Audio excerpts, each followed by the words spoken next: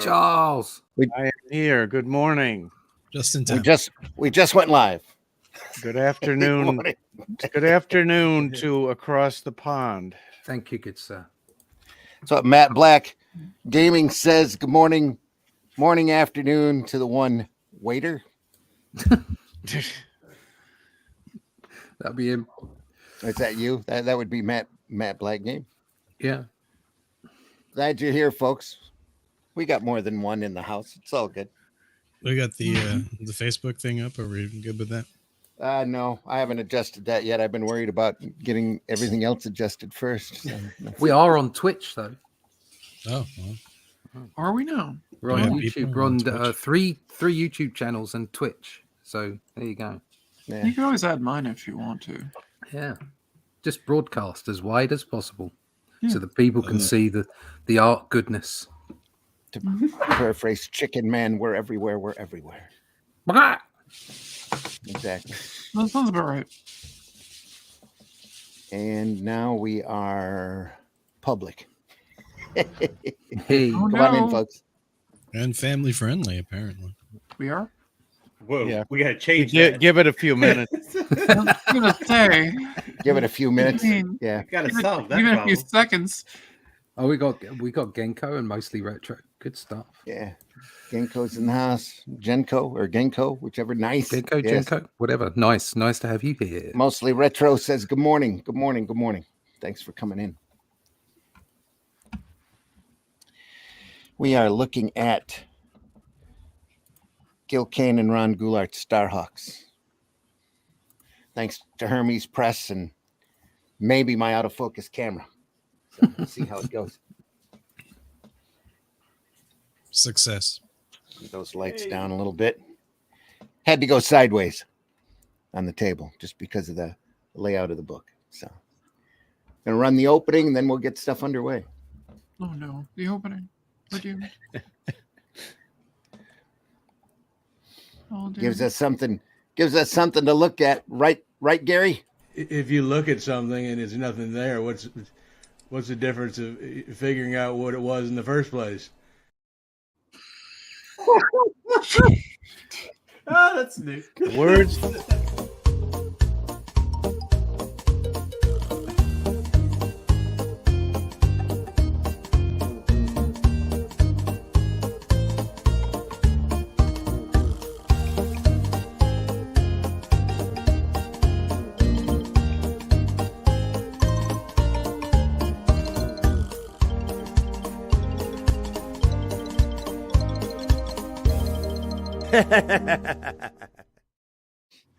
Sunday funnies, better than buttered sausage. There we are. Every time you tune in and you just wonder what fresh hell awaits. Aw.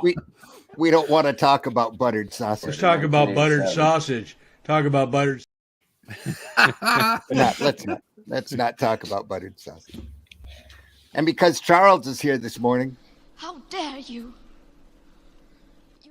Thank you. get out of the way. You're welcome.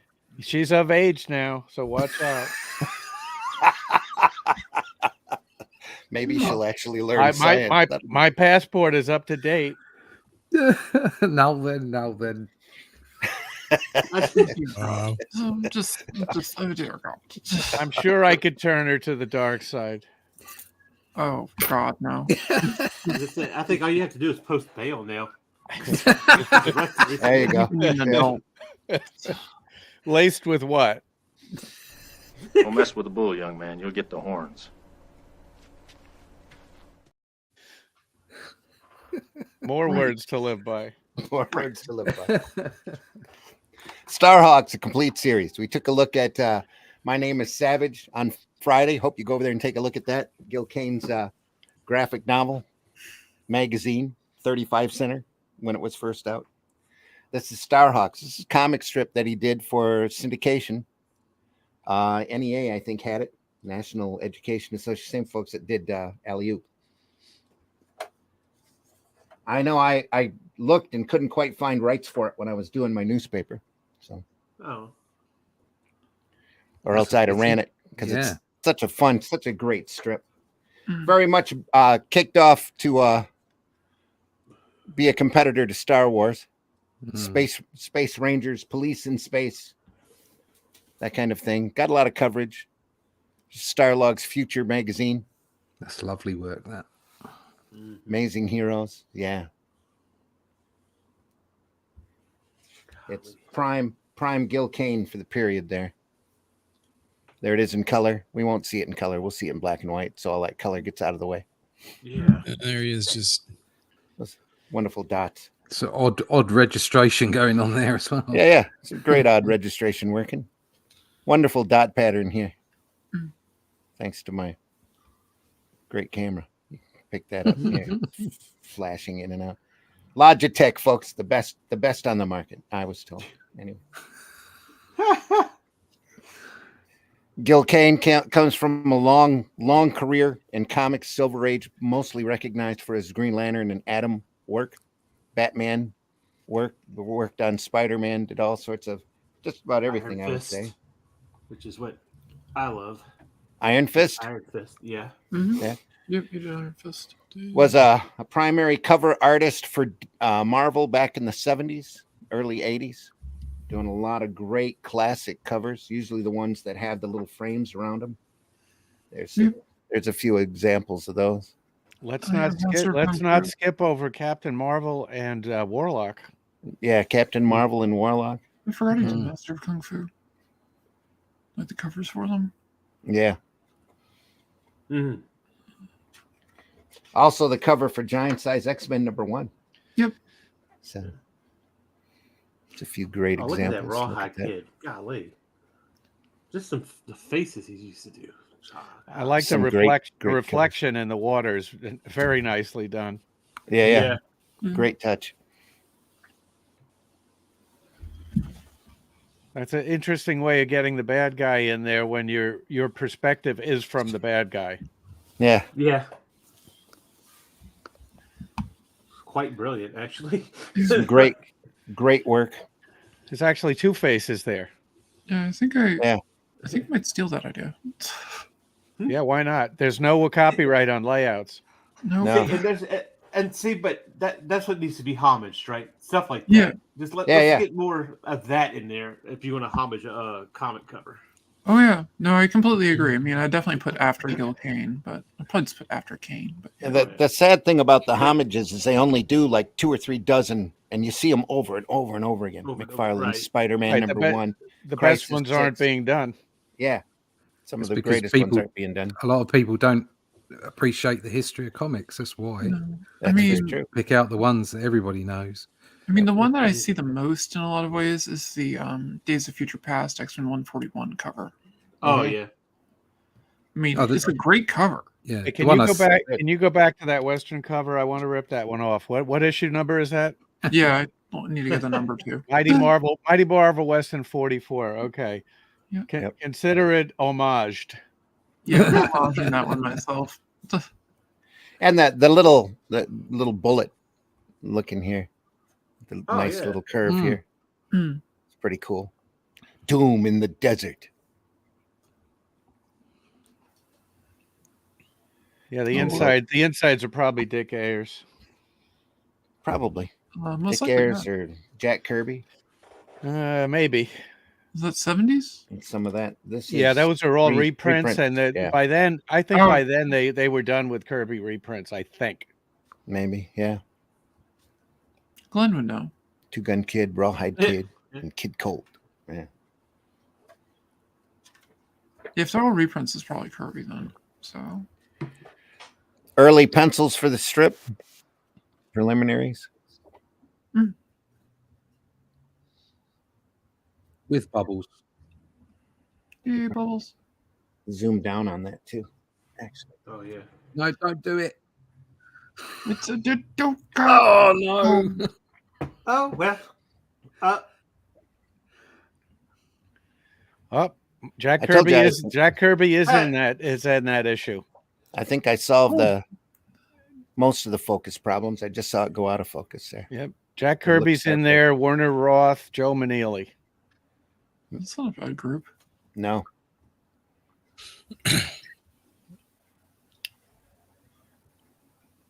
There's like construction going on in the apartment above me right now, and periodically there's like a just random like hammering. Right? We can't hear it. Can't hear it. It's not coming through on my phones, at least. Oh, yeah. It's really annoying on this end. Well, Okay. that could be worse. There could be other kinds of random hammering going on. I was thinking to myself that Mitch Hedberg skit where he's just like, you hear the banging on the wall, and he's like, "Go around." Yeah. That reminds me, I had a great convention in Grand Rapids. Oh, good. Fantastic. Over the weekend. Just fantastic. God. Sunday morning, going to breakfast, walking down the hallway of the hotel. I knew somebody was getting some exercise in Some cardio in their room, some hardcore cardio. Yeah. More ways than one. But anyway, I'm looking at that Kirby story on Heritage. Some nice looking stuff. Doom in the Desert. Always nice looking stuff. This is lovely. Yeah. Yeah, this is really good. This is really good. The blacks, man. Unfortunately, they're not all this large. So this is the opening strip here. How long did this strip run? Only a couple of years. 78 to, I think, maybe 80 at most. There was a couple of problems with it in that it took up the space of two comic strips, two daily strips. It was a daily strip. And a lot of the newspapers couldn't get along with it. Was Howard the Duck running at the same time? I don't think so. Or it was already done? This ran longer than Howard did. Howard was a quick, like 6 months or so, wasn't it? Oh, Maybe really? a year? Oh, okay. Yeah. Howard was like 27 issues, I think. No, I mean he's the talking comic the comic strip. Oh, the comic strip. Okay. Yeah. Not longer than Howard, and not quite as long as Conan.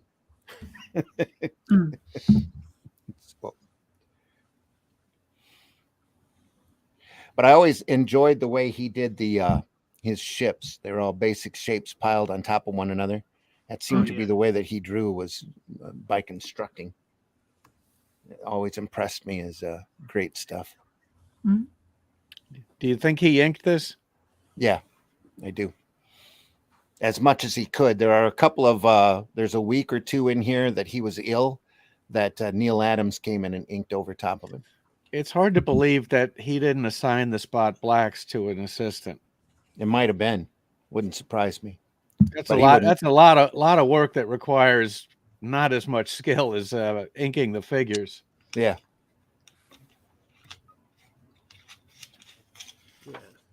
It's just going in there with the brush and filling everything in. This is just beautiful stuff. Yeah. Mhm. I'd have to say, I think this is the most beautiful work I've seen from Gil Kane. It is gorgeous. Yeah. The spaceships. Well, It's just, when he's I think it's just the balance of, Yeah. the balance of black and white. yeah, that's when it. he's Yeah. when he's drawing for color, he would not use all these blacks, No. and that's what makes it look so great here.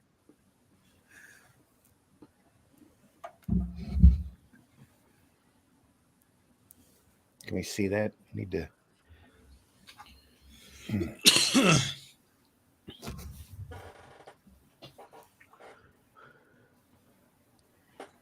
Well, we tried. Is that all right? And in black and white, it's easier to imagine that the women are topless.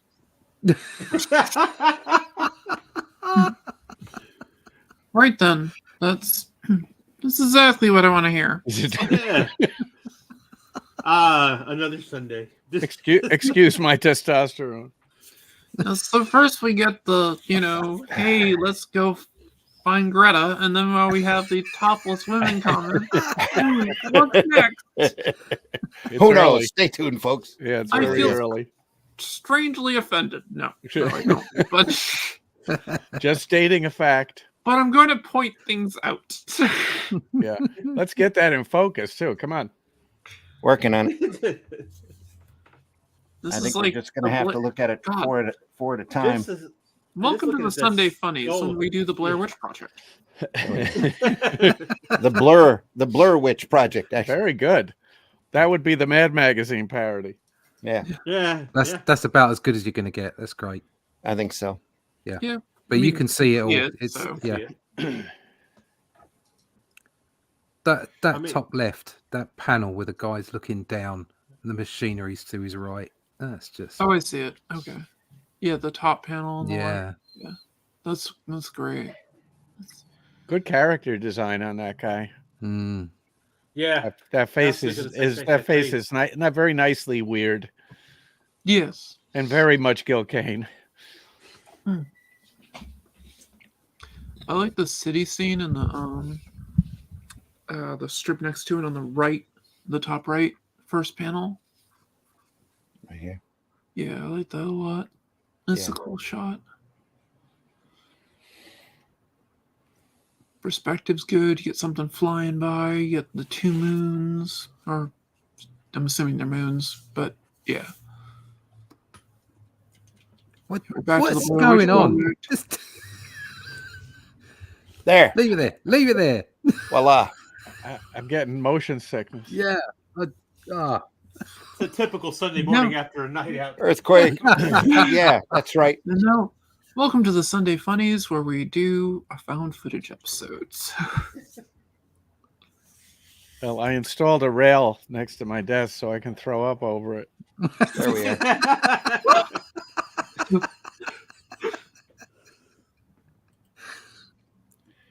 It's pronounced like ginkgo. Thanks. That lower Ginkgo. right, that's a Ginkgo. look at that angle.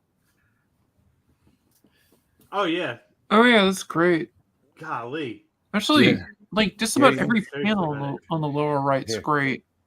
I mean, just Yeah. yeah, you have these like down these. If it weren't for view- the balloons and the thought balloon, that you wouldn't even know there's people in that panel on the lower right. yeah, Oh There- yeah. Yeah, there's there's actually three figures at least. I think I see a fourth who's not talking. yeah. But he frames it well with that doorway. So Yep. yeah. And you have the Up here like on the right hand side. Yeah, You he's not skimping on design here. And No. I think he's probably getting paid about 4 times what he would get paid to do a Marvel page. Yes. oh god, yeah, Yep.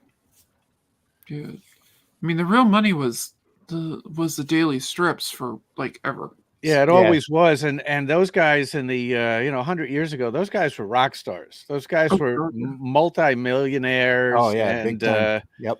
yeah, they had Mhm. to, they'd pull up to the Society of Illustrators in New York in their limousines with their eye candy babes hanging off their arms. They were the rock stars. Yeah. Yeah. Seriously. Well, remember? Oh yeah. Alfred Hitchcock used for one of his protagonists was a cartoonist for a daily strip, and he portrayed him as like the penthouse apartment and everything. He had the butler, and it's like that's not far from the truth. At the time, yeah, that Yeah. was it. Yeah.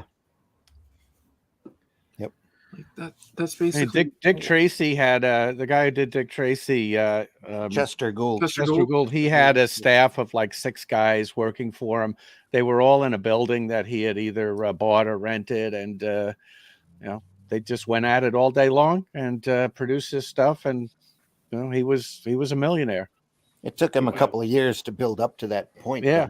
then. And he was in how many papers was Dick Tracy in? 600, 1,000. Oh, it was at least 1,000. At that I'm just gonna point, go yeah. with more than lots. Yeah. You know how many papers Dick Tracy is in today? 3.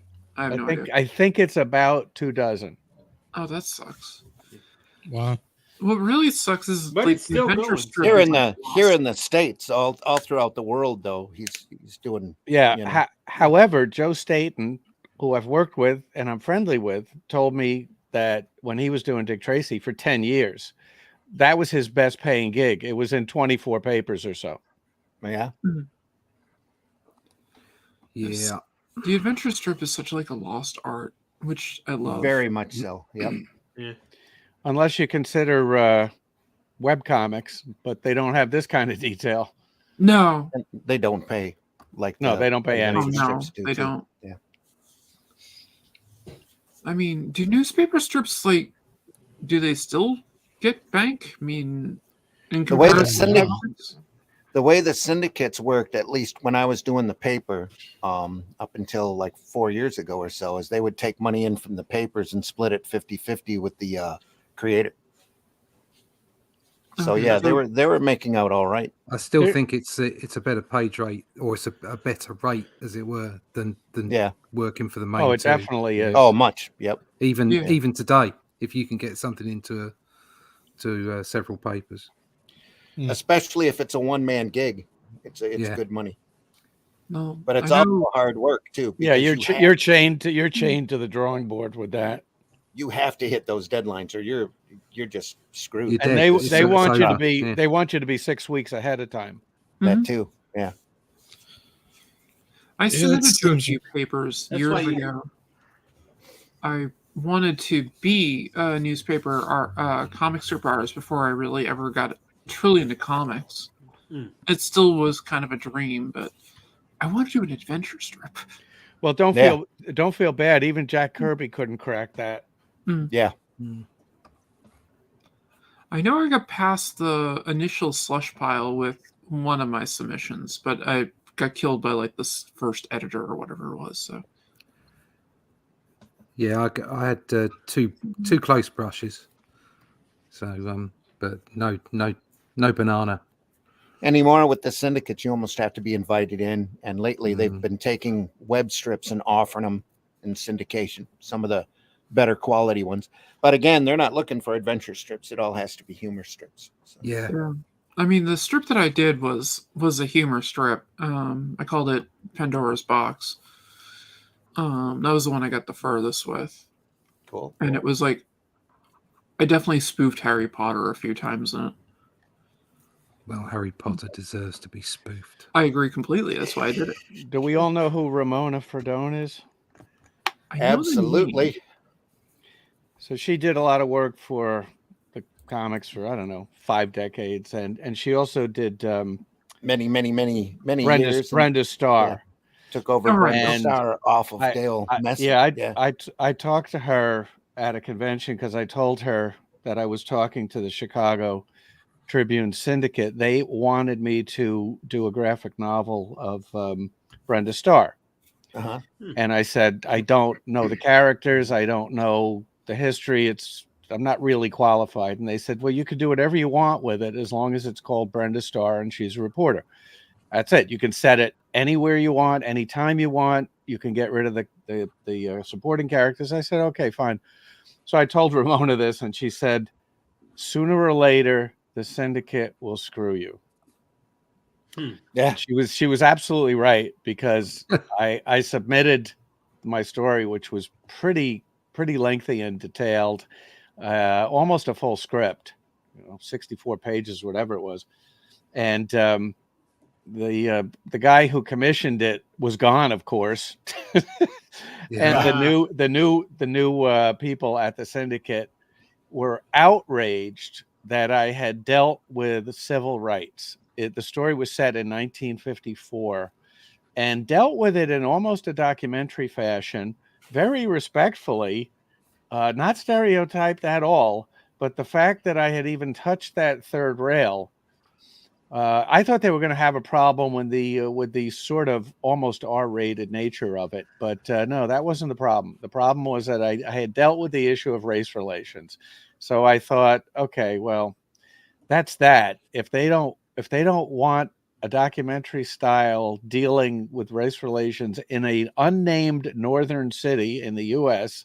in the 50s, and I got all my information from Jet magazine. Yeah. And so, it was all right from the facts at the time. But How long ago was this? I'm going to say 8 years ago. Huh. Yeah. But yeah, Ramona did a ton of work. She did Metamorpho, right? Yeah. Yeah. But she did Brenda Starr for quite some time.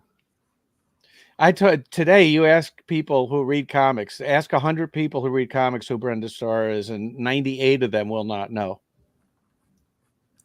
Yeah, I could see that. I could definitely see that. Yeah, as soon as you said Brenda Starr, I'm like, oh yes, of course I know who she is. So, Yeah, I had to give her red hair. That was and she had to be a reporter. That was about it as far as my restrictions. the story sounds really cool too. Well, what I did was I copyrighted it as Jane Doe because other than the name Brenda Starr, there's nothing tying it to Brenda Starr. So I own the story. Excellent. Well, there you go. The top panel and the first strip. I've been trying to talk this whole time, and I muted myself again. Yeah, I saw that. Oh, is that what it is? I saw that. I saw that mute, and I thought, is Kept that getting me? interrupted. And it's like, I'm no, like, that's not. That's I not. saw me. that mute and I Yeah. thought, to hell with him. Yeah, and did you know? How Did very you rude. notice? Did you notice how much better the show was? I was Just- going to say, Just kidding. Tomorrow's Tomorrow's has a great art book out of Ramona Fredon's work. That's just phenomenal. We need to sit and look at that at a Comics by Night or Sunday Funnies sometime real soon. I'll definitely. You should invite her. You should invite her on the show. She's very entertaining. She'd come on too. I bet she would. Yeah. That would be She'd have amazing. What I think is amazing would be Face. funny actually, is if you didn't realize the mute thing wasn't you, and you thought Randy had muted you, you just go off on him. Yeah. Damn it, Charles! I'm trying to talk. Yeah. Anyway. Oh God. So that woman on the right-hand side with the dark hair, she's obviously a bad person. And the woman on the left with the light-colored hair, it's not blonde, it's white. She's obviously a good girl. Well, that's how you tell, right? Yeah. Yeah. If they Well, were the pretend- slant of the eyebrows and the slightly cruel mouth, that also tells you bad girl. Mean look. Yeah. And she's kissing a bad guy's hand. That's another clue. It's subtle, but it's there.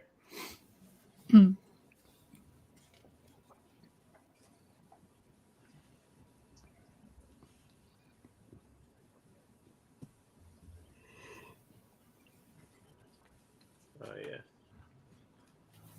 Great. Look at the depth of field. The top left strip, the last panel. Here, yeah. Oh yeah. Yeah, that's great. That's absolutely fantastic. I was Same looking thing. at the Same frame thing at in the that time, panel. like, The panel next to it, to the right, also has some nice depth of field. Yeah. A very nice angle. Really great stuff.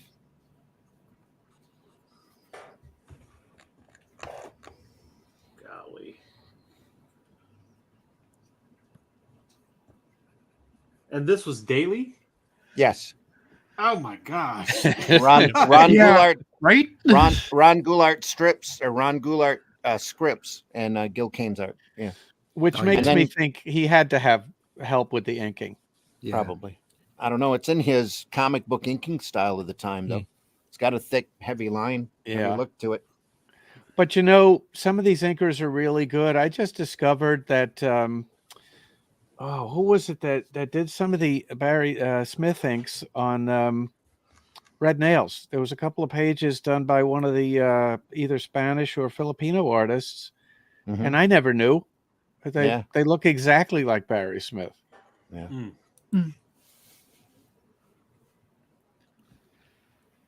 I have Probably a he friend put who it in. can replicate people's styles like perfectly when he puts his mind to it. Especially when there's this much money involved. Yeah. He probably put his shapes in, his basics in, and came back with the inks to fill in the detail. That's probably true, too. Yeah. That's Yeah, yeah. it's just He work probably out. did do that. Yeah, he did the faces, obviously. Oh Mhm. yeah, Oh, yeah. definitely. Joe Staten, getting back to Joe Staten, he ghosted Gil Kane on some Marvel stuff. Okay. Yeah.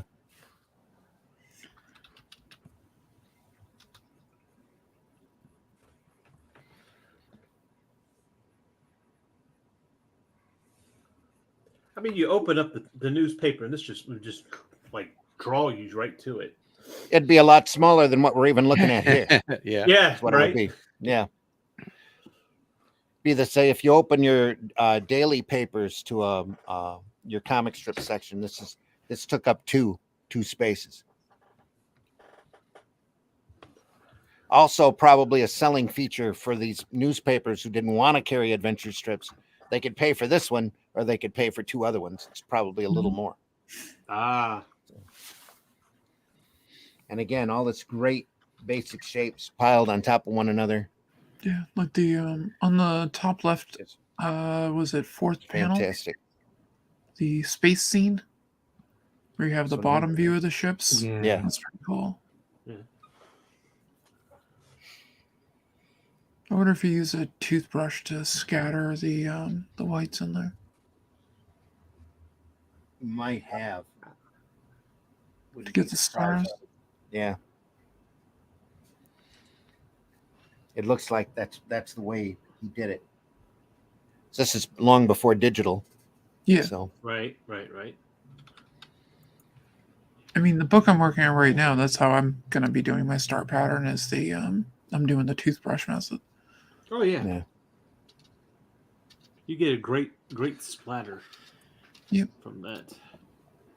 That, or I might use Just- basically a credit card or something like that, that type of thing too, to get some splatter. Toothbrush is good better for stars, though, I think. Mm.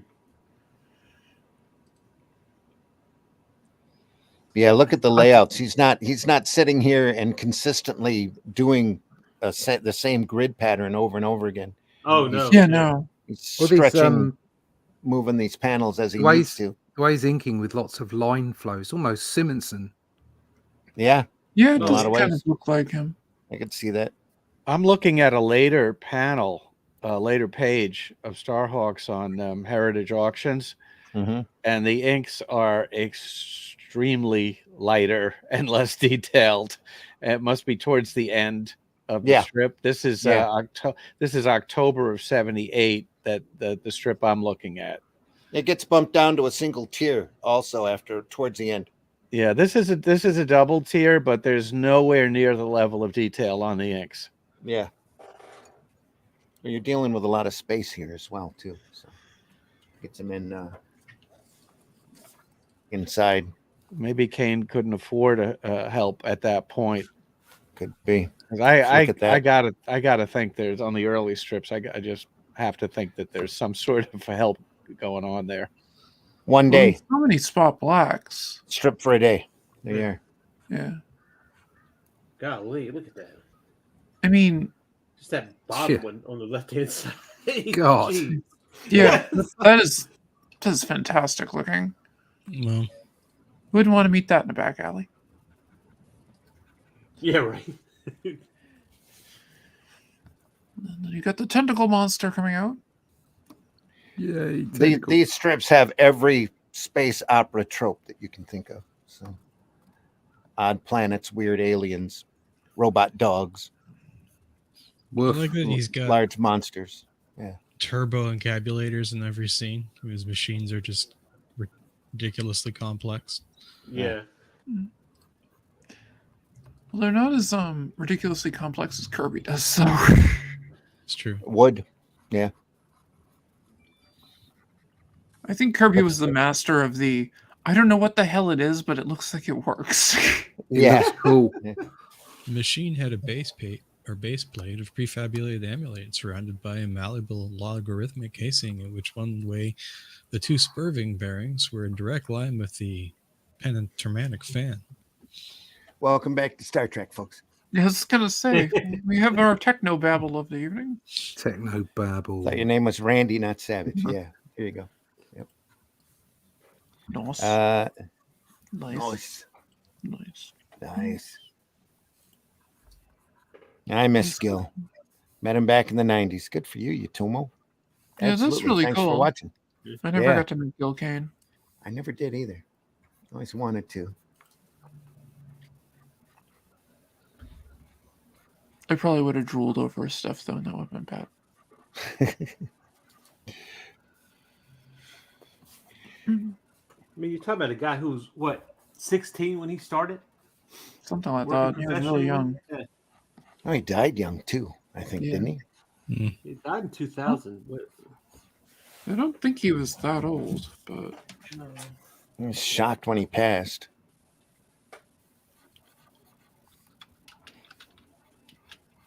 well, I have the power of the internet. 73 years old. 73. Well, to me, not that old. So That used to be old. used to be old. That's no age.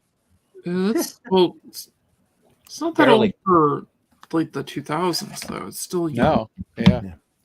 Fairly middle-aged. I don't know about that part, but You will when you get there. Yeah. yeah, it's still a bit of a ways from 73. So Yeah. Classic Kane right there. her mother's not even 73. So, I love that his characters always kind of remind me of some sort of wrestler from back in the day. my father would That- be over 73 at this point, though. Being bulky, you mean? The way they're bulked up? It's sort of like I just could imagine the main character being played by Ric Flair. Yeah. Every time I see his work. Woo! Yeah. Don't tell me you don't see it. No. That's why No, I they see it now. is Now such I a great can't not see it. such a great Yeah, movie. well, yeah. Yeah, it's just that style of the time, right? It's just hmm Very much so. I love the jetpack. Yep. Yeah, Martin Goodman would have never said okay to this strip. It had all the things he never wanted to see in comics again. Ray guns, robots, jetpacks. All the things that people like. Yes. All the good shit, Yeah. That water scene on the top panel on the previous page is cool too. The way it's the stuff going into it. Yeah, top. Yeah, right there, right where your finger is. yeah. I always love how Very people sweet. can ink water. So Yeah. I like how he threw some bizarre plant stuff there on the right too, just to give you some context. The water, it's a shoreline. hmm Don't let you forget that the shore is right there. Yeah. Yep. Oh, that's really good. And again, he knows these strips are being shrunk down, so he just needs a quick establishing shot here. So it's this little thin panel. Yeah. Those are great. The top Yeah. left first page. The The bodies and all that. just Over here. just flying through the air at the guy. He doesn't eat. Can the character? Oh, he's got a jetpack. Yeah, He's got a jetpack. He's a space cop. Space Ranger, actually. Yeah. It's the Space Rangers. Story of the Space Rangers, but they're Starhawks. We had to get Star in the title. Absolutely had to. Everything was Star back then. Yeah, I have no idea why. There's no reason for it. None. It's like Star. I think this might, Starhawks. This might be the next thing. Yeah, this would be great. There we are. Well, everything with Star seemed to be hitting, so it was just Yeah, I have no idea why. So, He's starting to get a little thinner, a little open here too. yeah. So Before the movie came out, the marketing department of the studio said nobody's going to go see a movie with the word war in the title. And keep in mind this was still the post Vietnam era. post-Vietnam. Yeah. But also at that point, they told him nobody would buy toys off of the character either. Yeah. So, Yeah, they did tell them that too, and people ordered them I'll and they take those couldn't rights. get them. So Yeah. it was like, yeah, we're not going to have these ready for Christmas, but you can get this neat cardboard cutout, and then we'll mail them to you when they're ready. yeah. good old George Lucas did that. Crazy times. The And he kept the licensing, which made Yeah. him a multimillionaire. well, yeah, nobody had Sacrificed a any- lot of his money for directing and Yep. kept the licensing rights. And Yeah, nobody had any faith in the movie, so they let him keep everything. And the guy had I it. He thought had he was just nuts. had a hit. He had just had a hit movie. Huge hit. A huge it was hit number too with 2 American in, Graffiti. of the year with Yeah. American Graffiti. Well, Like- it's not. I mean, Hollywood works in weird ways. Both Lucas and Spielberg had just had mega hits, and they had trouble getting Raiders of the Lost Ark made. Yeah, and I mean those movies like Jaws and Star Wars made so much money. I mean, the summer blockbuster is coined that because of Jaws. Yeah. Yeah. I mean, and it's a movie about it. The easiest thing to avoid: don't go in the water. So, But his follow-up movie was one of the Hollywood's biggest bombs. yes, it was 1941. Yeah. Did he do that right after Jaws, or did he Yeah, do Close yeah. Encounters did. in between? I Or- think you're No, right. I it was think around no, wait a minute. there. No, it was before Close Encounters. Close Encounters was 78. Yeah, Close Encounters was right after Star Wars. So Yeah. Yeah. Because at that point, I was going to the theater to see anything science fiction. So, The Cat from Outer Space, mate. yeah. okay, I love that movie. Disney was fooling people a long time ago. They were running on all cylinders even back then. Okay, Yeah. so It wasn't 1941 was 1979. okay. So it Oh, was was it? after, yeah. So So he after- had it was two, so he after. had two. Yeah, he had two hits and then a bomb. Yeah, and then he bombed. Yeah, And sadly, it's not a bad movie. it's not 1941. terrible. I mean, it is funny. It's got The it- opening it's got its sequence point, is an amazing spoof of Jaws. And that was right after Animal House, too. And Belushi was in 41, just long Yeah. enough to, spice it up some. My favorite line from 1941 is Slim Pickens when he realizes that the Japanese and Germans are together and says, "You're all in cahoots." He just figured that out. That's so good. No, my favorite guilty pleasure movie was also from 1979, which is The Black Hole. Oh, that's great. That is I the think- movie that got me to go to MIT basically to study astrophysics. So Wow. it was That's- all because of that movie, and I was just like, the black hole was just such the concept of one. Just I was like, how could something like this exist? I had to know everything about them. It isn't. It's a Stack Overflow error. Exactly. And who did the comic strip? Wasn't it Kirby? Yeah. Yeah. Yeah. That's- Saw line work here. Hey, look, Great- the bad great girl. The tones here. bad girl's a robot. Yeah. Just takes So his did that. face right off. Face is mine now. That's called losing face.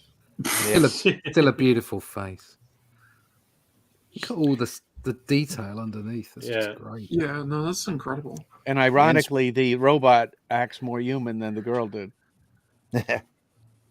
Inspiration for the movie Face Off there. Jeez. Or Hannibal, either way. With less Silence wooden of the acting. Lambs. And we'll be here all week, folks. Every Sunday.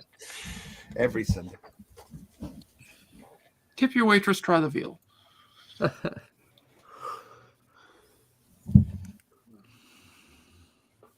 More random shapes. It's so awesome. Random. No zip. This line work here and the Yeah. gray tones, just beautifully Yeah. done. Yeah. It's probably faster than cutting that zip. Probably.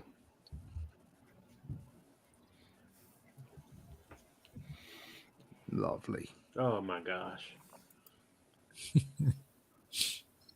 Deodorant shaped space cars. Yeah. That's awesome. More exciting than the little Han Solo land floater in Solo, based off a cigar box. Hey,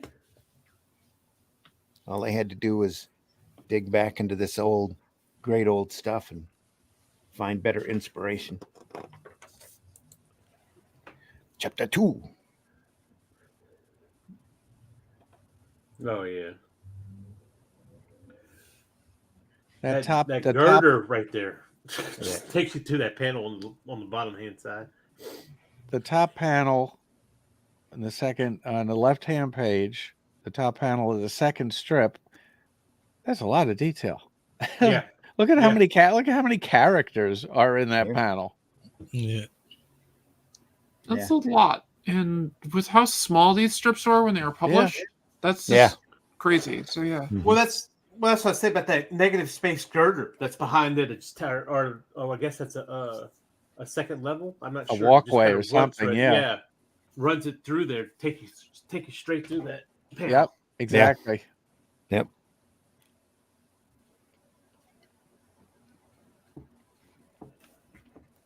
It's intense. Mm-hmm. And though you might not be able to read them, they are an incredibly great read too. Just fun stuff. Ooh, Matt Black Gaming's got an interesting comment. Wait, there's comments? There are comments. Yeah.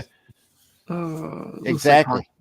It looks like black- yeah, it looks like he's putting in Hawking's radiation. The black hole equation. Morning, all. Morning. I think that's Morning, the Bill. How you surface doing, area man? of the black hole. If I remember correctly. It's been like almost 20 years. So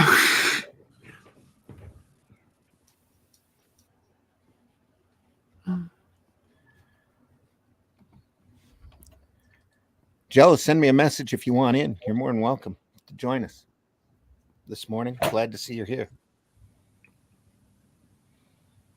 And again, we're looking at the Gil Kane Daily Strip, Adventure Strip Starhawks. IDW has a recent 3-volume reprint of this available that covers the entire run. Oh, it's nice to see they're doing some kind of quality. Yeah. My thoughts. Every once in a while, they pull out some really great reprint strips. IDW does. Is it a lizard person on a lizard person? Lizard people. What? There's a lizard. Okay, a lizard person riding a dinosaur. Could be. Probably is. Because look at on the left page, Right here. the panel there, and then the last panel. Wait. Panel on the same page. Glenn, you're commenting, but you're not with us? What is wrong? Glenn. Glenn's probably might be away from home Oh. at this point. Said Kane was clearly ambidextrous. He's drawing with one hand and inking with the other at the same time to meet those deadlines. Yeah. Oh God, yeah. Just a madman, like most good comic artists, going crazy, having the time of his life, probably working on this strip.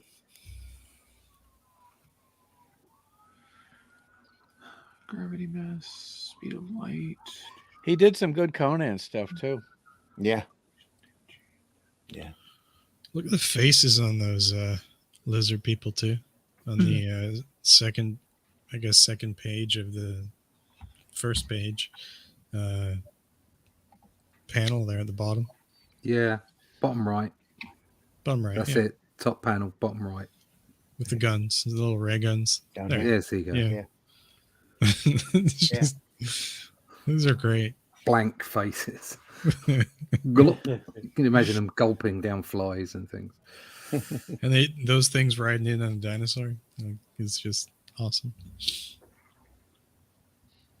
Spear mass times spear is 2 times gravity mass 8 squared.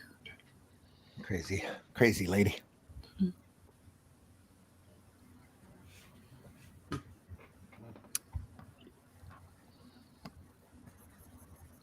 Another great panel.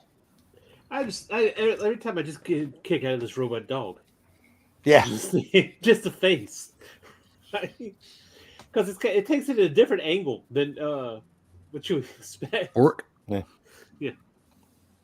Bork.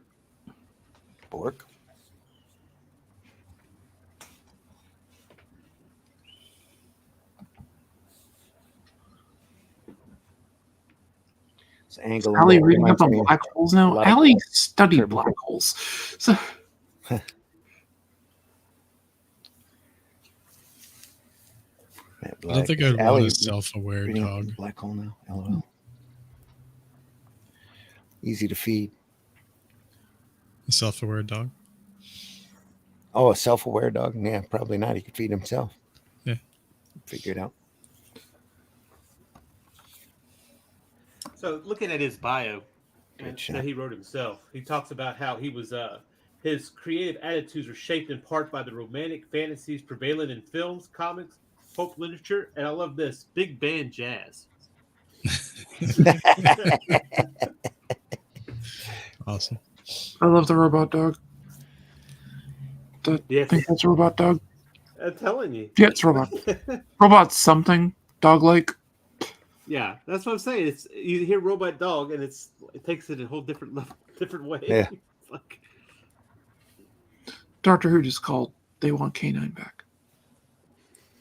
That's probably coming.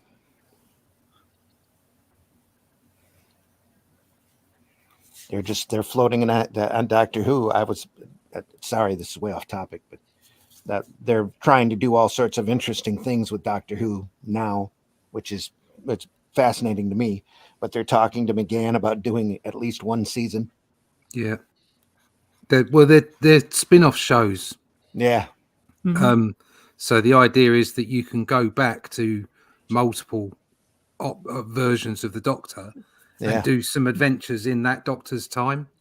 So they've already spoken to McGann and to Smith and to Tennant, apparently. So it would be really, really great to see some McGann stories. Be good to watch. I think it'd be a good season of that. Yeah. If it was handled right.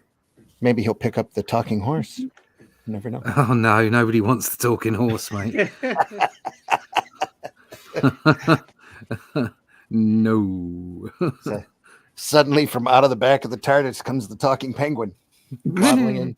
There you are. What happened to your hair? Just give me 1 second. Just to answer Matt Blackhaven's question here. He says, I'm a physicist. I studied astrophysics in college and I double majored in computer science. I never used any of my physics stuff, and I basically was a network engineer. Can't we just be artists? No. Is that still okay? No. Oh, and Glenn will be back next Friday. I'm sorry about your. It's kind of like that first episode of Taxi, right? Everybody at the place was something else. They were an actor or boxer, but only Alex was he was the only cab driver in the whole cab driving place. So I'm a cabbie. Well, I wanted to go to art school. My parents were like, "No, you have to do something where you'll make money." You have to do a real job. So they paid for me to go to MIT. So. Actual sound effect here. Right there. Yeah. Oh yeah. So yeah.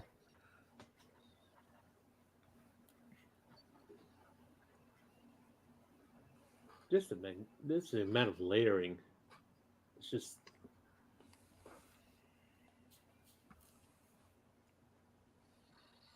yeah. Wow. The complexity of that page. That daily is just amazing. You get a high shot of the robot dog up there. Really get to see that structure. Yeah. I think at the same time the Williamson Star Wars strip is running, or the Manning Star Wars strip is running. Have we done a collection of that yet? No, but we will.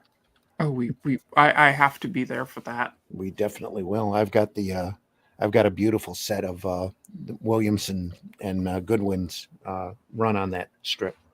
Yeah, that strip is beautiful. Want to do Modesty Blaze as well, because so many folks have no idea that Adventure Strip even exists here in the States. Get behind that. It's just an amazingly well done strip. One of the best.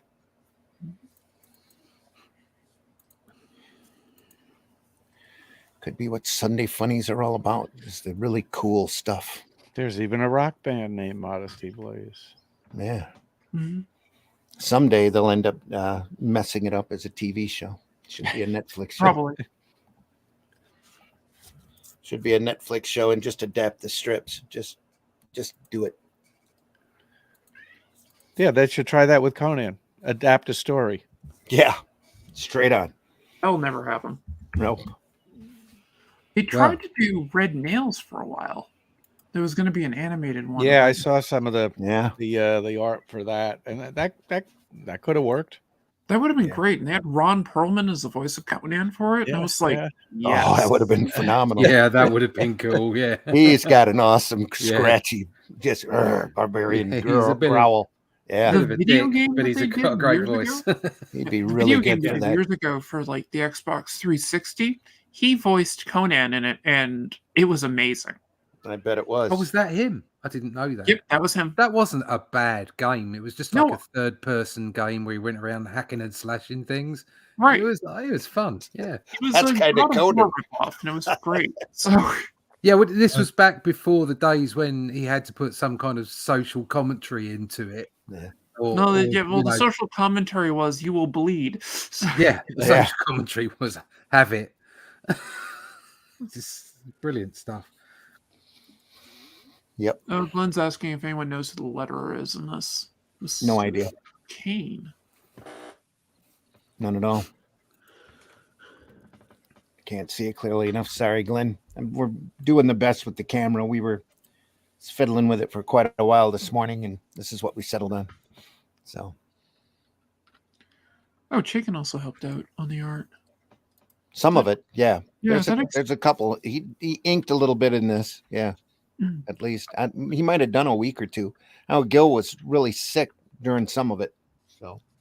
The dog has eye lasers. Yeah, Come on, all the best robot dogs do. Heck yeah. That's fantastic. You can't laser have a design doggy. like that and no eye lasers. You just can't. Zap. It is. When was this done? Late 70s. Late 70s. When did K9 show up? Late 70s. Yeah. Probably around the same time. Yeah. Who was first? I wonder. I would think K9, huh? Is it? I would think so too. Yeah. I don't know. I'm consulting the Oracle of Google. Yeah. Consult the book of knowledge. I thought it might have been early 80s that K9 turned. K9 appeared in 1977. 77, really? Was that early? Yeah. Wow. I knew it was the late 70s. I wasn't sure when, though. It was What's the date on this? 1977? It was The Invisible Enemy Part 2. Yeah. It says the date on the strip, doesn't it? Just the date. Yeah. There might be a copyright, but that would take a little effort. 1977 on the last panel on the right page, bottom panel. It says copyright 1977, I think. On your right. Yeah, down. Last panel. Look towards the left of the panel. Yeah. I think it's 77.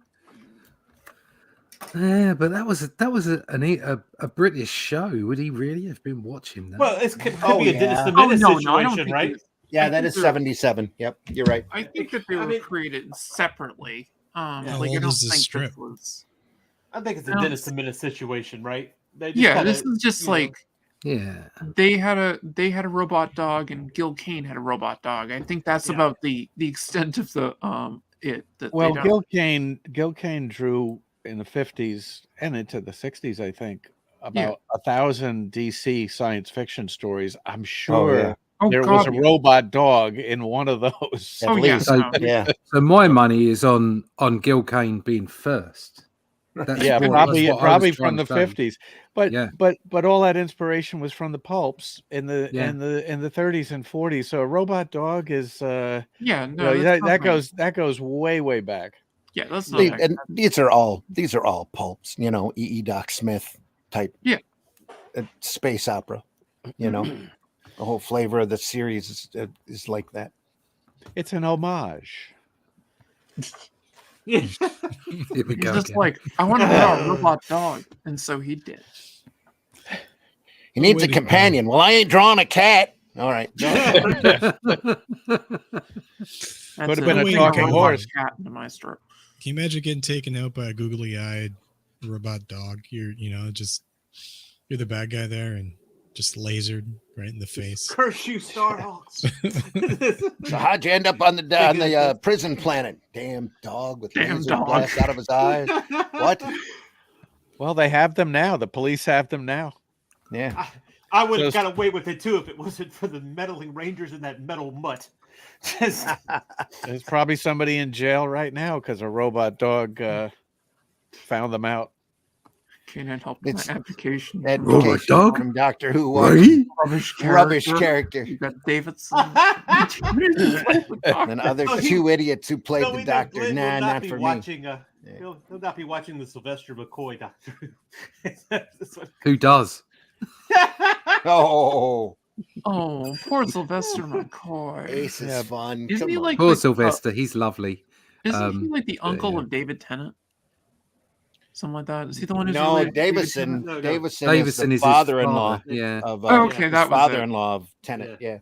Okay, that was it. I knew one of them was like related somehow. I just wasn't sure. His daughter played the daughter of the Doctor in that episode with David Tennant. Yeah. Oh, they took his like that she DNA. flew off, never to be seen or heard from again. Which is amazing because they could have made a perfectly good series out of her. That would have been a great spun that off real easy. Yeah. No, they decided to go a different way. Didn't Neil Gaiman write that episode? Yeah. Well, he was writing some back during that time. Yeah. During that time, I know he gave the TARDIS a female personality. Yeah. He gave the TARDIS a female personality. Yeah.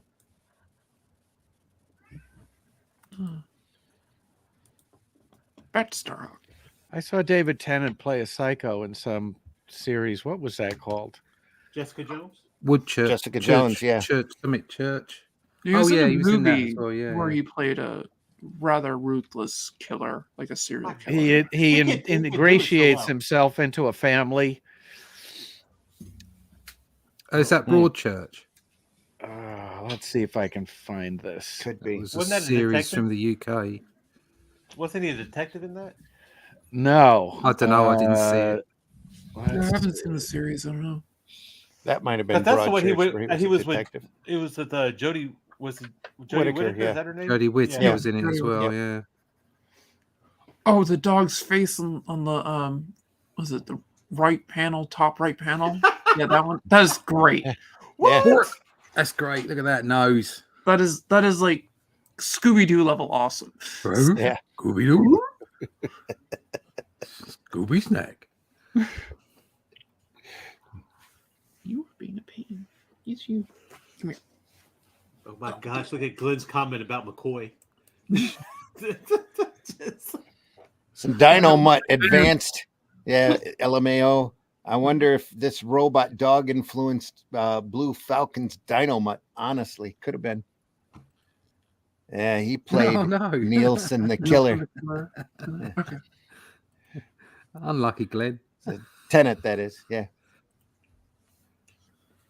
I'm just getting over the fact that he said he saw McCoy strip on stage. that would be traumatizing. Said I saw McCoy in a play around that time. He stripped off completely on stage. I've been traumatized ever since. Oh no. I don't think I could get that out of my mind. Yeah, no, that would break me. Obviously, the reason the secret smile. That was that David Tennant plays this guy, a psycho guy who worms his way into somebody's family with becoming romantic interest of one woman after another. He was pretty scary. Kate Ashfield was in it. Claire Goose, Jill Baker. It's streaming on something that I have, and I don't have anything exotic, so it must be easy to access. It was probably Amazon. It's called The Secret Smile. Yeah, Amazon has a lot of like BBC stuff on it. I know that. It might have been on BritBox. Yeah, it might have been on BritBox. It's amazing to me that man could go from being very slimy and detestable to very likable and charming. It's Well, there's a lot of pretty people at the BBC like that.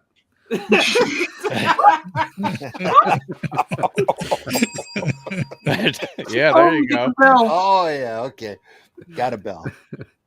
He's really detestable in that. You just want to reach through the screen and strangle him in that series. Yeah, it is on Amazon. Yeah, he was quite pleasantly evil in Jennifer Jones too. Oh my gosh! Just like He played the purple man in that. Only he wasn't purple. Jones, yeah. he had purple casting. They did purple lighting around him. Yeah. I couldn't get into that. I'm sorry. I just it was perfectly serviceable, but I just couldn't get into it. I can respect that. I enjoyed it, but it was hard to watch at times because just I like dark things, and that one was just very very dark. I just didn't find it enjoyable. Whereas I found like the equivalents, like the Luke Cage, the Power Man one. That was really good. I enjoyed. Yeah, that one was fantastic. Yeah, it was really enjoyable, and the Daredevil stuff. Oh, Not so sure about Iron Fist, although it was okay. Well, the Daredevil stuff was dark themes, just like Jessica Jones, but it had like action in it. Yeah, I think that's all it is. I think it's just that I'm really shallow. There's a lot of there's a lot of brutality in those Daredevil Netflix shows that I like the fight. It's going to take a while for anybody to be able to match, With the Jessica Jones ones, they were stuff. it was really a psychosis thing more than anything. Yeah. It was really just. Well, it also was dealing with basically assault. Yeah, right. Yeah. And that's never a pleasant subject. Yeah, being a woman and with assault stories, it can be really. That really hits home. So I can't watch a movie where a dog dies. Yeah, I have a hard time with that myself. And virtually every movie that is about a dog features a dog. The dog dies. My family said, "We're going to see Marley and Me. Do you want to come?" I said, "No." Is there a dog in it? Yes. No, thank you. just no. I don't want to see no dog die. People, that's different. Yeah. Oh yeah, no, I have no problem with that. Although that's the fun thing of having a robot dog. Yeah. Yeah. It's still a dog. Just repair it. Yeah. It got better. Exactly. It's like when R2 was blown up at the end of Star Wars. They fixed him and made him So I'm looking at those shoulders there on those characters, and that's Adam Warlock design right there. Oh yeah. Oh yeah. Yeah, absolutely. See it. And later Thanos. Yeah. Thanos, excuse me. The winged shoulders. Yeah, I think Jim Starlin looked at a few Gil Kane drawings. Yeah. It's kind of the style of the day, though. Not that there's anything wrong with that. Exactly. No, if it's good, steal it. I remember way back when talking to Ron Goulart. I think it was Ron Goulart, and we were talking about. I'd mentioned Ditko, and he said, that guy's just ripping off Joe Kubert." I was like, "What are you talking about?" And then I went and looked at Kubert's early stuff, really early stuff. Mm-hmm. It's quite revelation. Yeah. Ditko was clearly looking at very early Kubert. I could see that. Yeah. Robot dog pulls a Johnny 5. No, disassemble.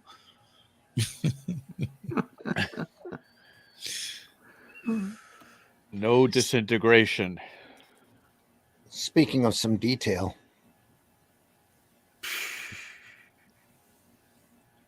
I would snap that dog's antenna right off. Probably accidentally. It's crazy stuff here. Yeah, the detail on that last panel is amazing. Frank's in the house. Hope you're doing well. Yeah, Frank. Thanks for joining us. Robot dog pulls a Johnny 5. Yeah. No, disassemble number 5. No. God, I haven't seen that movie in like forever. That might be a good thing. Sorry. Yeah. Nostalgia is a hell of a drug. Again. Yeah. You got eye lasers. Are those prairie dogs? What are those things? Mice? Little They alien look like mice. Yeah, people. mice people.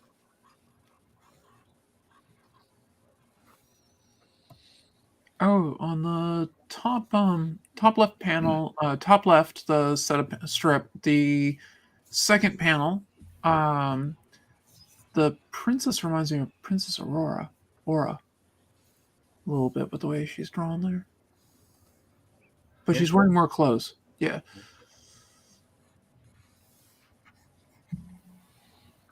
It kind of reminds me of her.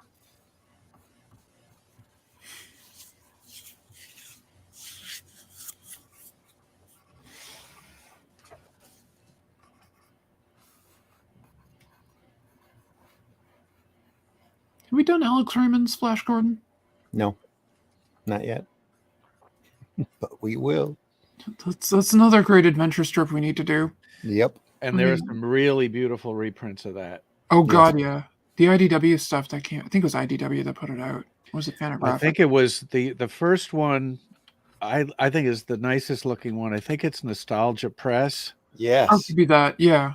I was just gonna say the first Flash Gordon I got were the Nostalgia Press hardbacks. I was so proud of having those books. There's And they're two. just There's amazing. two. Yeah, there's two different, and one of them is, I think, better than the other. Although they're both fantastic. I think it is. What's it called? I'm looking at a picture of it. Just says Flash Gordon.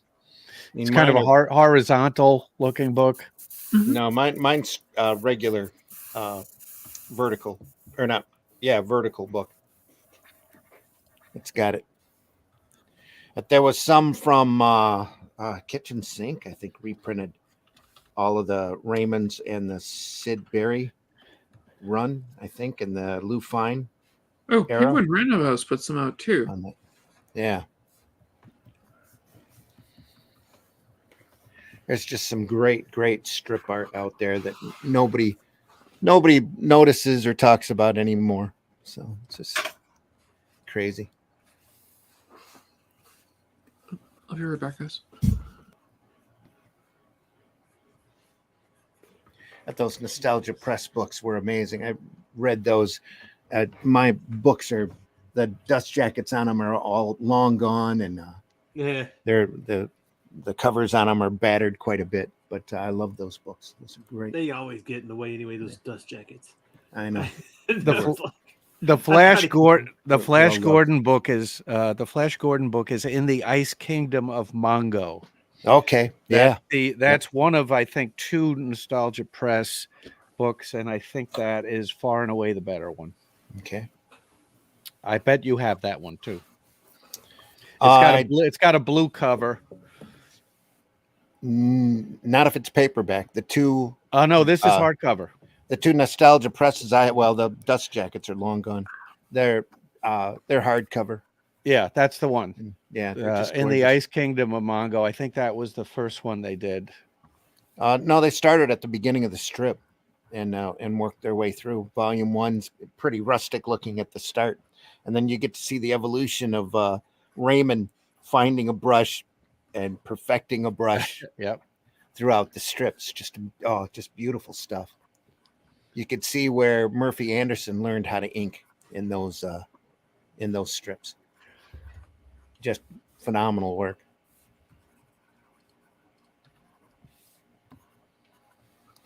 Yeah, we'll get around to those eventually.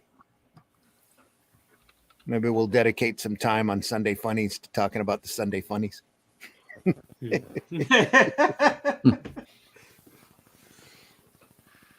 Well, I mean, this is exactly what this is in a way. Huh? Yeah, that's what this is. Yeah. So, yep. On topic. Look at that.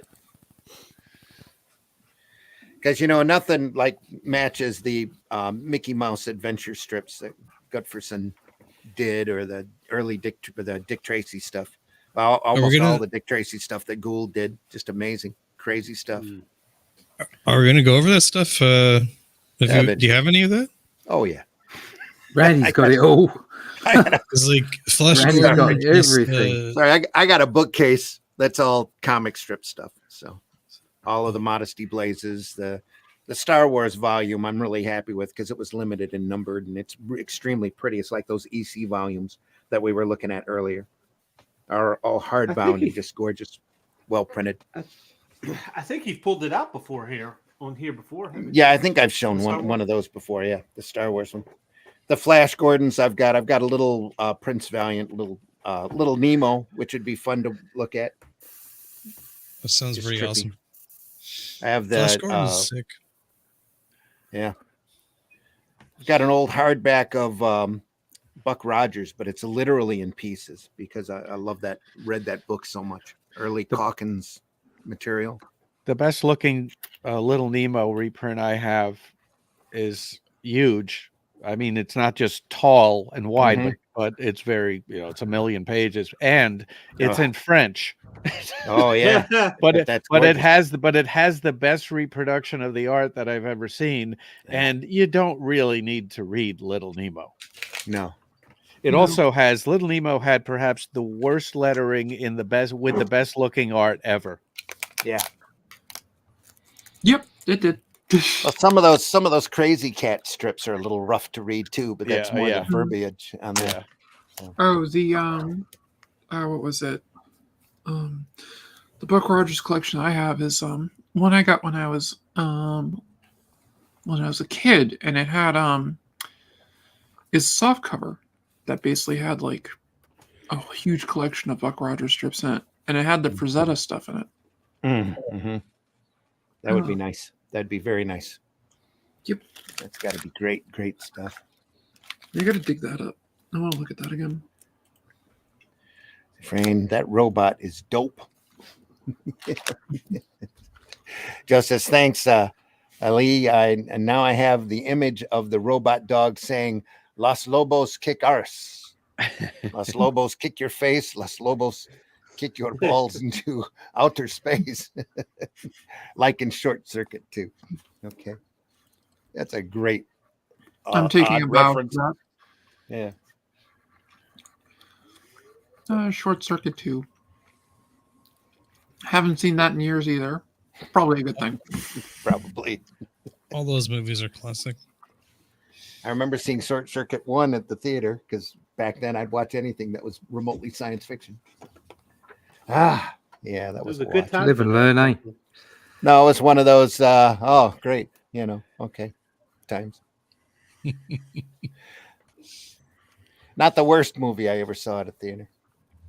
Somebody's got on eBay 2 Flash Gordon books, including the Ice Kingdom of Mongo, for $19 and $8 shipping.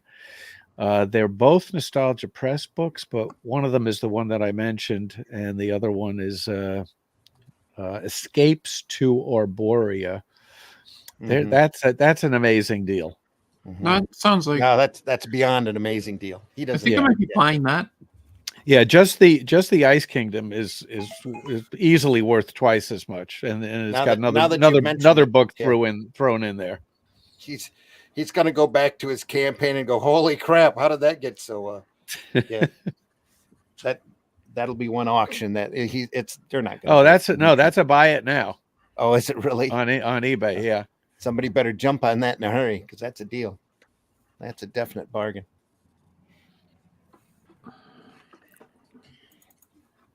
I may or may not be looking for it right now. Yeah, it just says Flash Gordon, Alex Raymond, but if you put Nostalgia and Mongo into the search and then include description, it'll come up. And there's the other book is the Arborea, yeah. But that's a no-brainer. They're beautiful, beautiful books. Same dealer has the full set of Frontline Combat. Oh, nice. For $139. But that's incredibly low too. Yeah. And Weird Fantasy, the whole set. That Frontline Combat's worth at least twice as much. Yeah. How much is the Science Fantasy? Weird Fantasy. Weird Fantasy. 149, the whole set. Doesn't look like he or she has got the the slipcases. Huh. Okay. Doesn't matter. Is there 4 volumes in that set for the weird fantasy? No, Yeah, 5. Okay. Yeah. But I don't see the slipcase. Oh, wait a minute. Nope, there's the slipcase. That's beyond. Yeah, that dealer must be really hard up for money, because that's about half of what that book's worth easily. That's about half of what that both of those sets are worth. Sometimes you at ask least what's worth and what you can get for it. That's the Yeah. difference. Yeah, that's true too. They're worth what you can get for it. Thanks, Joe. Anyway, Bidenomics at work. More dog. Here we go. That dog is goofy. Yeah. And what are we going to remember from tonight's episode? The dog. Yeah. He was a smart mouth too, if I remember right. It's been a while since I've read these strips, but I remember him being the snarky one of the group.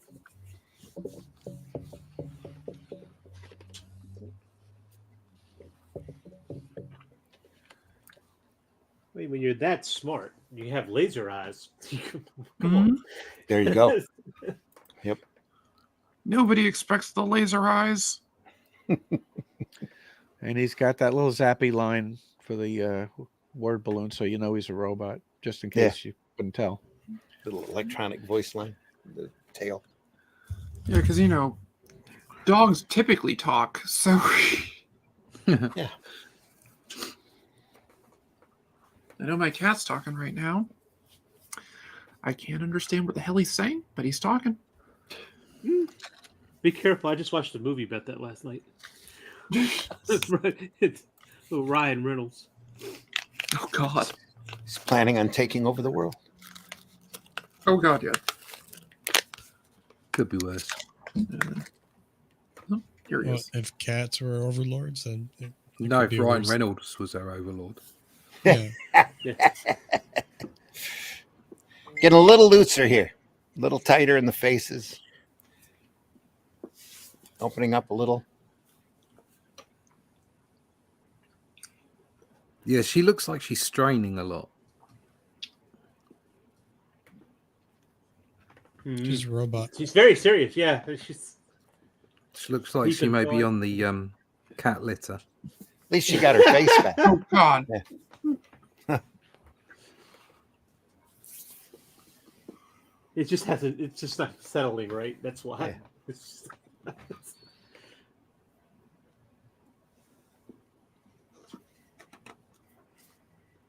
put it on. Does it look right? Sure. Yeah, it looks fine. It's fine.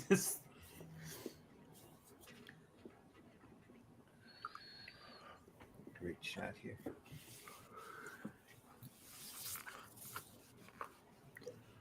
That mountain range, huh? Come on. Yeah. Is that stippling in there too? There could be some. Yeah. I think it's all line work, to tell you the truth. Is it line work? Thinking over here in the front part. No, that's all I mean, that's you all can't line really- work here. It's all just Really? cross hatching. Yeah, it's all line work. What about right here Just- in the front, in that shaded area, but like it's lightly shaded. Here in the front, Yeah. that's line all. work? That's solid. Probably. That's all lines. Well, no, Over there's here, a too. little. This piece is all right there. lines. Yeah. It's all lines in here. Very Mobius looking. In some of yeah. this. Yeah. Very much so. Down here too, especially.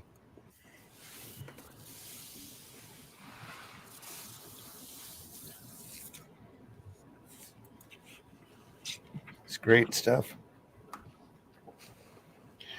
We'll look at some Mobius here in the future, probably in a Comics by Night, sometime real soon. Oh my gosh. Epic did a nice run of everything Mobius at the time and reprinted some of the Lieutenant Blueberry material. That's just phenomenal. Those are still the best looking reprints of Mobius. Oh yeah, just The really, Epic really Leap pretty. stuff. And those are not cheap. No, No.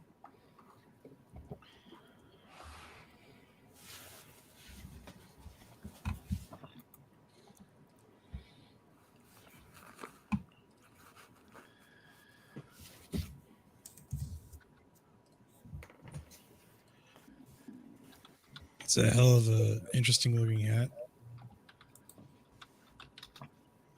I'm liking his big flat square nose. I think that's great. I kind of like that design. And the lovely work in the caves on the top right. Mm-hmm. Yeah. Oh yeah. No, top right. Top right. Your other right. That little panel. Yeah, just Your a little other right panel, but just like here. wonderful stuff. Yeah. It's great framing, right? I mean, just Mm-hmm. it takes you around and then brings you right back down. It's a peak. It's a backwards peak.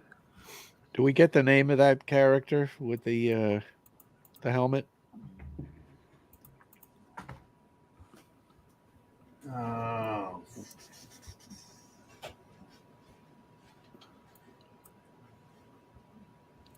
Nope.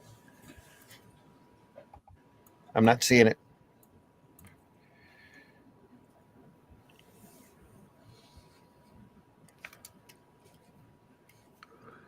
I think he's Miscellaneous Warrior number 3. What's his name? Gee whiz. Is this the complete set, Randy, or is this just like volume 1?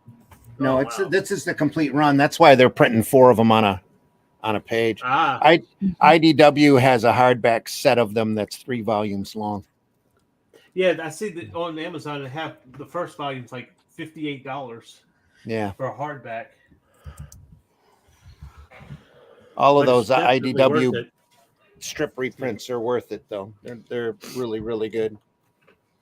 Love their Dick Tracy reprints. A lot of fun. They're so high up there now, though. The key ones, 20s, with the big villains. Yeah, just impossible. Oh, yeah. I ran across the one with flat top at a used bookstore in really good shape for like $30. Snatched it. That was always one of my favorite villains, was Flat Top. I think it was just his design, Just the story of him is just crazy. I think he's the one that ends up dying in a chimney. Yeah. While they're trying to look for him. A lot of the Dick Tracy stuff were ruthless. Just incredible. It's amazing what Gould got away with for violence. It's just amazing how reserved and conservative we've gotten. Yeah, that's very true. You know who was even better than Flat Top is Mrs. Flat Top. Yeah.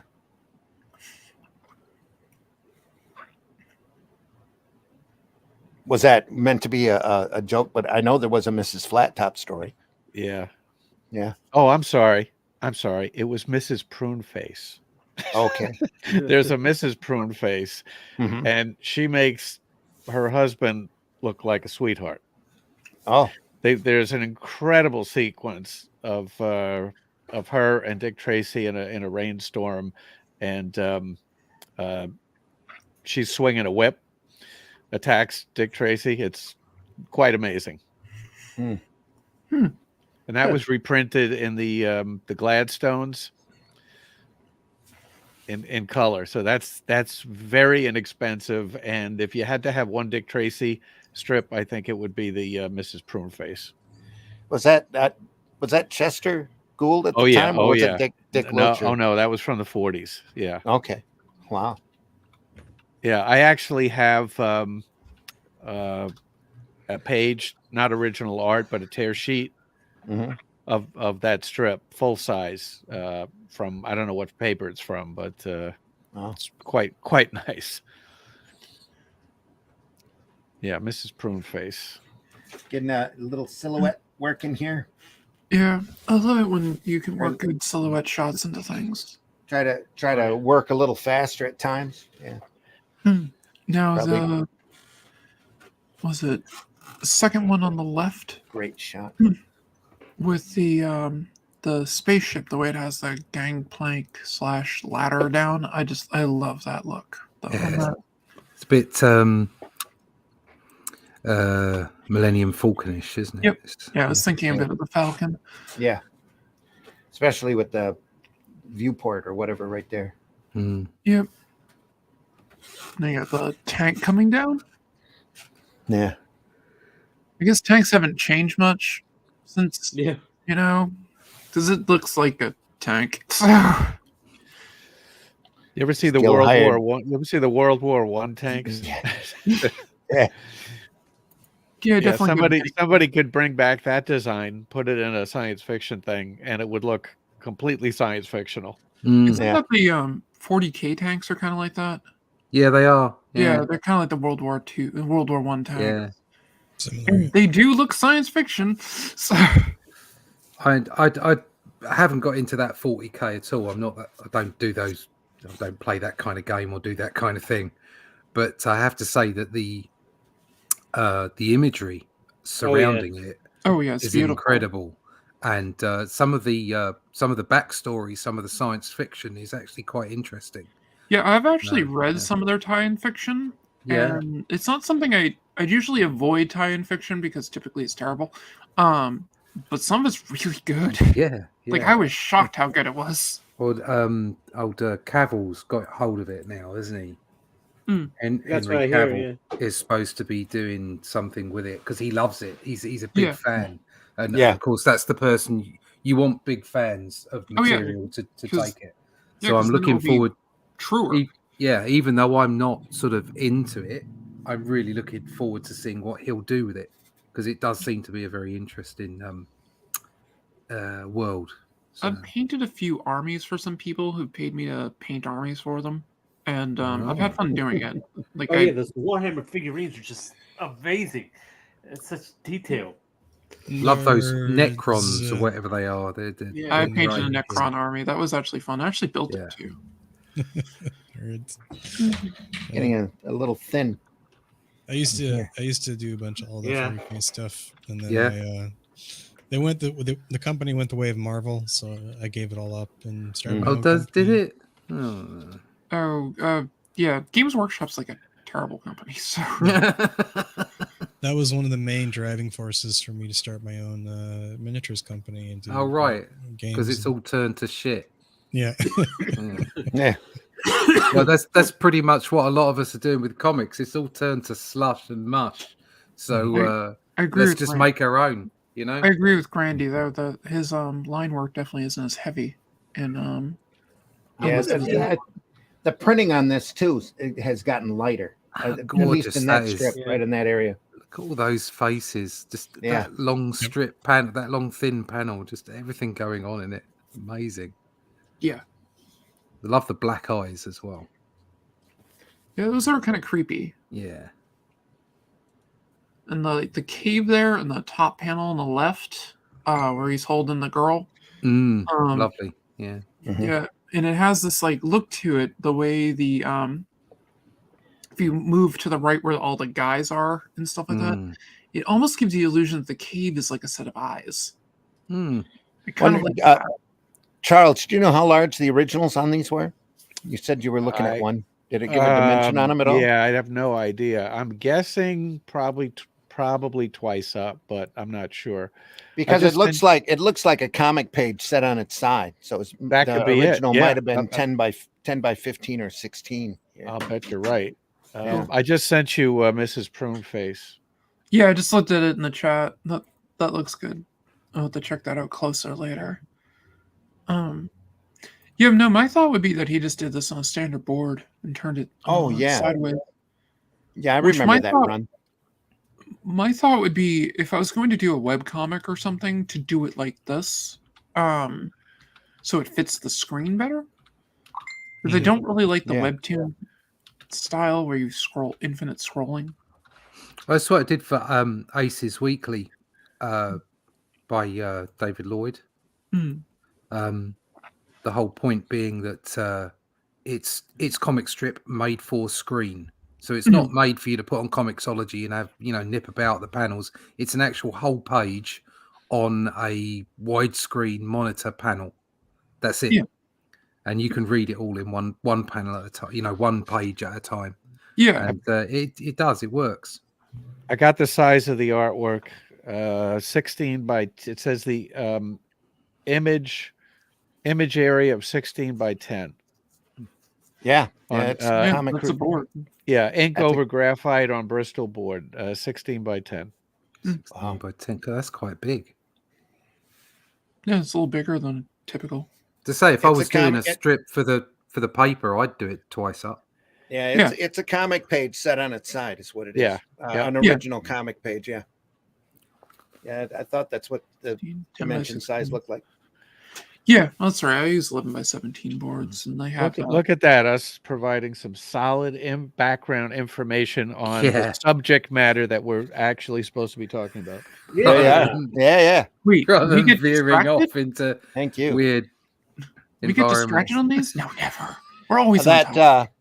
That lady, Mrs. Pruneface story that you showed us, that was up on the screen. That must be a real notorious storyline for Dick Tracy, because I think I've got a version of that in black and white from Dragon Lady Press. Yeah, it's actually just average in terms of Dick Tracy violence, but she's such a bizarre character, and him being whipped by her in a rainstorm is just so interesting. Yeah. There's no underlying tendencies there whatsoever. I did notice she must have had a balloon down her top. Obviously, strange shaped chest. Well, what was that? What was that character? The hillbilly character, the old lady who kind of had that kind of figure. Ma Kettle. Oh boy, maybe it was Abner. I can't remember, but there was Probably. a female character in a hillbilly strip that looked like that. That's another strip we need to take a closer look at sometime real soon. So got some Al Cap. I do like the did a Gladstone month on that run too. I think the Gladstone, the Gladstone Dick Tracy's are nice. They're worth having, and this one in particular. There was also a DC Treasury edition. Yes, that's also really, really nice. Mm-hmm. I have the Dick Tracy case files too. That was a big hardcover blue book that had a bunch of the key stories in it. Yeah, there were a whole bunch of. There was probably. I bet there was close to 20 different Dick Tracy tie-ins done when the movie came out. Yeah, with Warren Beatty.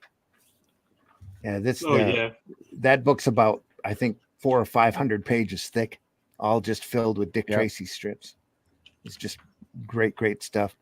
Possum Pearl from the desk of a small press publisher asks, "Is that could be?" Could be. Yeah, I just took another look at this page, the prune face, and she gets him around the neck with that whip. Oh my God, that would suck. Yeah. That's. I wonder if that was a question that somebody ever asked Prune Face. Is there a Mrs. Prune Face? I think the assumption was probably no. But turns out there is. And we didn't want to know. That's one of my favorite lines from The Simpsons, where the school teacher is interested in comic book guy, and she asks him, "Is there a Mrs. Comic Book Guy?"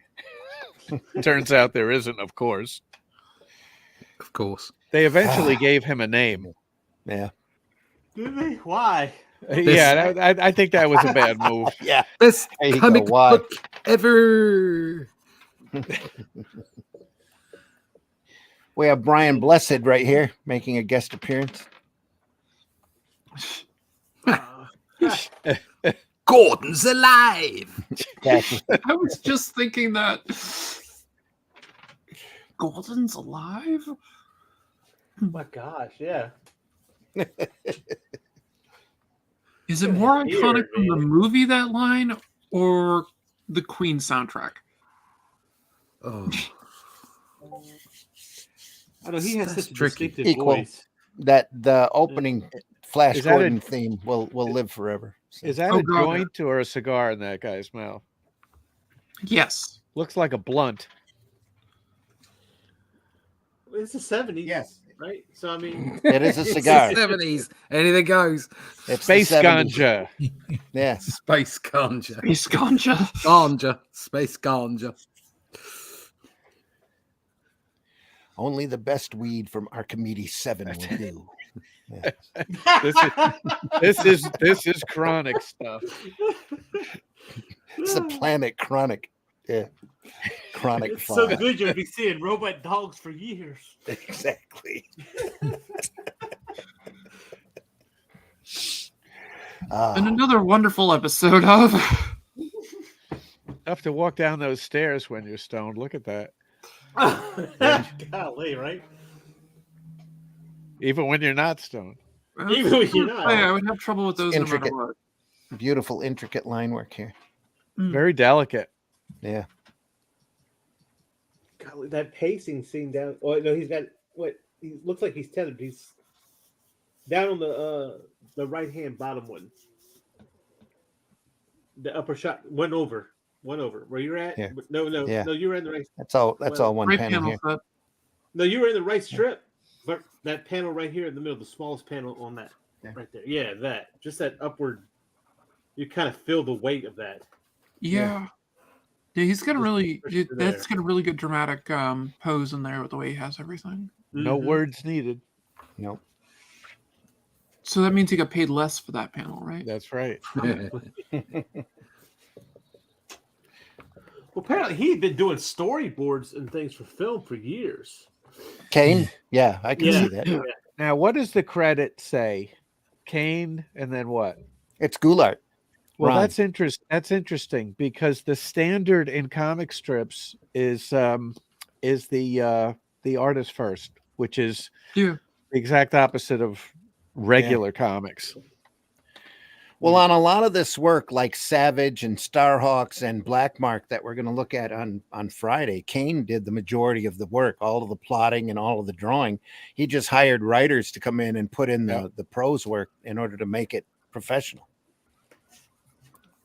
Because he felt that was his weakest spot was, doing actual dialogue.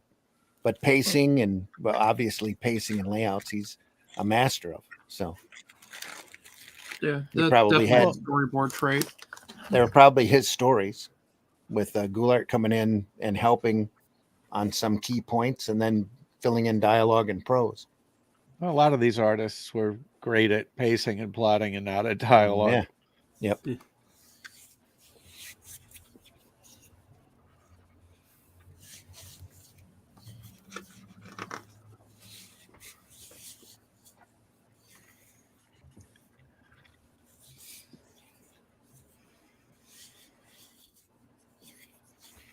A little silhouette computer work here. Yeah, I wish they brought Ditko in to draw that hand, though. I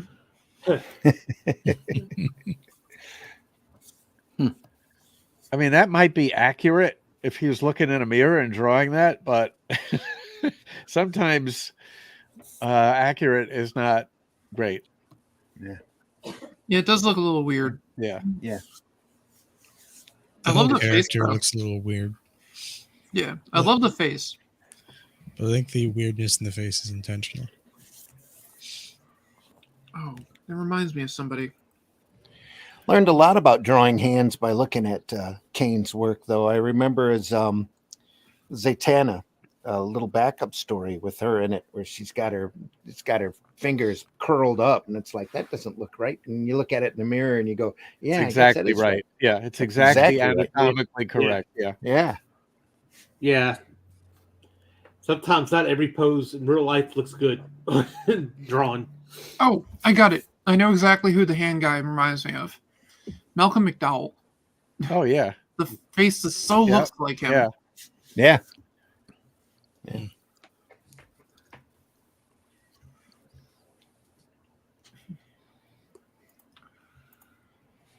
Who's that? Who's the actor in the Detectorists? He kind of looks like that too. Oh yeah, I can't remember his name. The guy from Captain America. Victor Hugo. Oh, Toby. Toby McGott. No, No. Toby something. Yeah, I know who you're talking about. For anybody that hasn't, for anybody that hasn't seen that Hugo series, Weaving. it's fantastic. Yeah. No, The not Detectorists, talking another about, British series. The one that they kind of acted like he was going to be MODOK.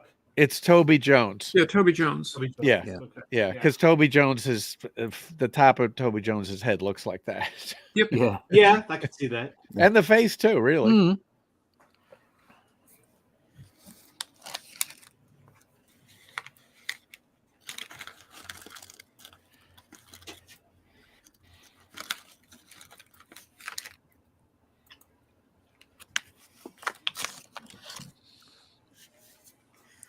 How much more we got? We're at 1:45. Oh, you kidding? You're kidding, right? Here we go. All We right, got- so we got We got that much more to wow, go. holy Wow. crap. do the rest. Wow. do the rest next week.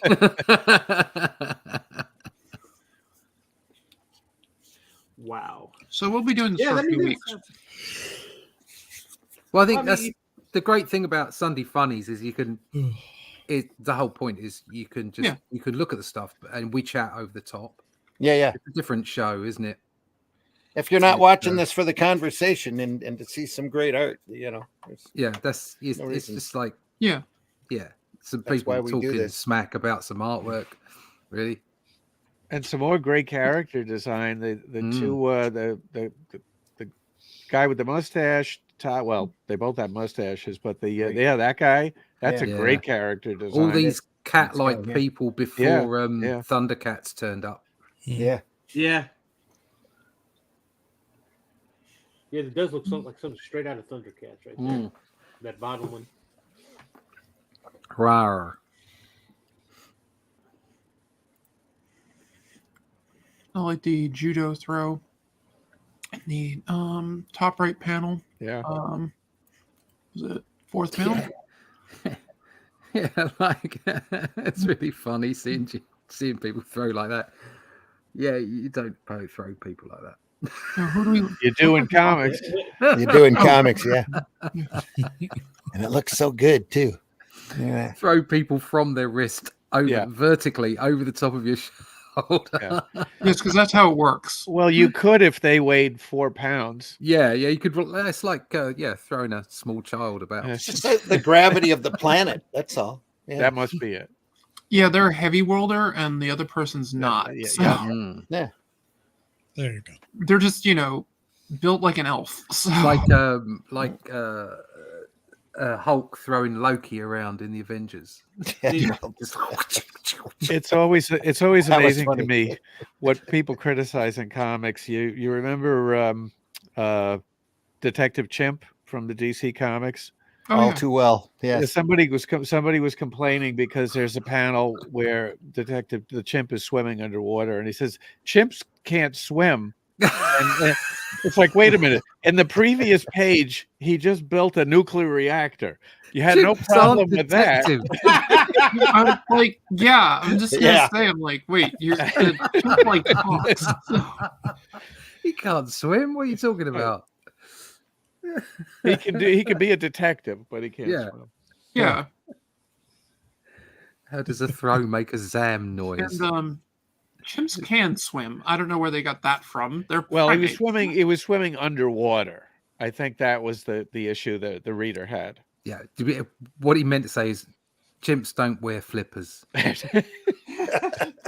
They don't like to swim, but yeah. Oh. A little bit more heavy spotted blacks running here. Yep. Maybe He's a got little nice deadline big work. head, doesn't Yeah. he? Look, He's that got a guy. big- He's a bit sort of no, down the bottom in the guy in the chair. He's a bit sort of Mekonish. Yeah. He's got a big peanut head. Mhm. It's Mr. Better that than Planter's a not mushroom bad. head.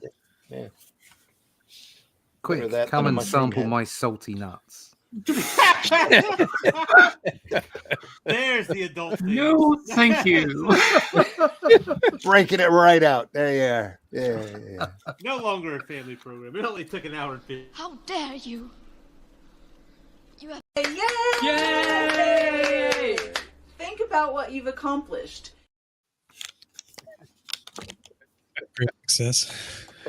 And there's another anatomically correct hand, lower right, that doesn't look great, but probably is correct. Yeah. So, like, somebody designed that helmet in that universe with the bunny ears sticking out. Yeah, yeah. Like, this looks good. This is fashionable. Yeah, and very practical. Yeah. Well, kids were wearing bell bottoms, or they were doing disco at that time. So Yeah, you know, yeah, anything goes. Well, it's very Thorish, right? In a way. that too. Yeah. Yeah. Never mind that it would you get hit in the head with it or break your neck. Why are you looking at logistics? No, don't worry about that. It's a comic. Yeah. Why look at logistics? Come on. And there's a spang sound effect twice used in one strip, and then the next strip spang. Yeah. It's a great shot right there. That's Gil Kane right there.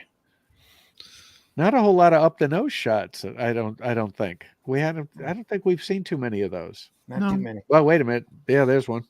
It is Gil Kane.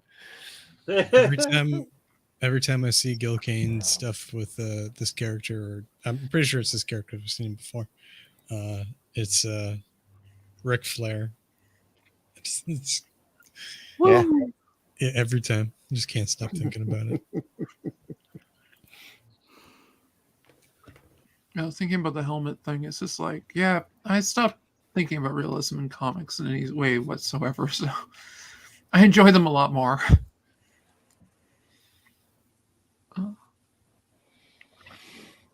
We've got about 6 more pages to the end of the chapter. I don't think we're going to make it today. When you treat a medium like it's a medium and not trying to make it realistic, it's a lot more enjoyable that way. Yeah. I think I was telling my kids last night, I said, damn the 90s for trying to make everything seem realistic. You know, sometimes though you can't not think about stuff like in the very early Metal Men.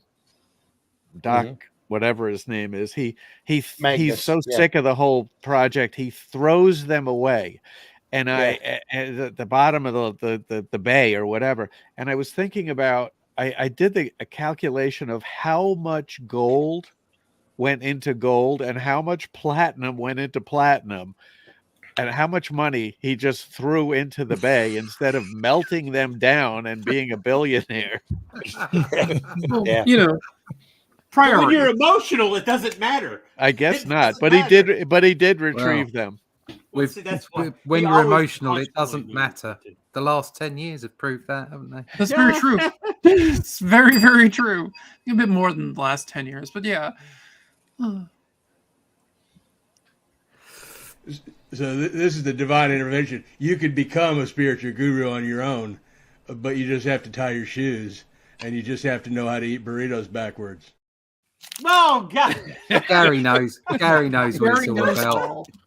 He knows exactly what he's talking about. Gary knows. I didn't know burritos had a front and back. Do they? Now you do. Now you Open, do. I guess. Now you do. Yep. Now you know which end to load it up from. You know, it's Especially almost buttered lunchtime sausage here. It's burritos. almost lunchtime here. You're making me hungry. Yeah.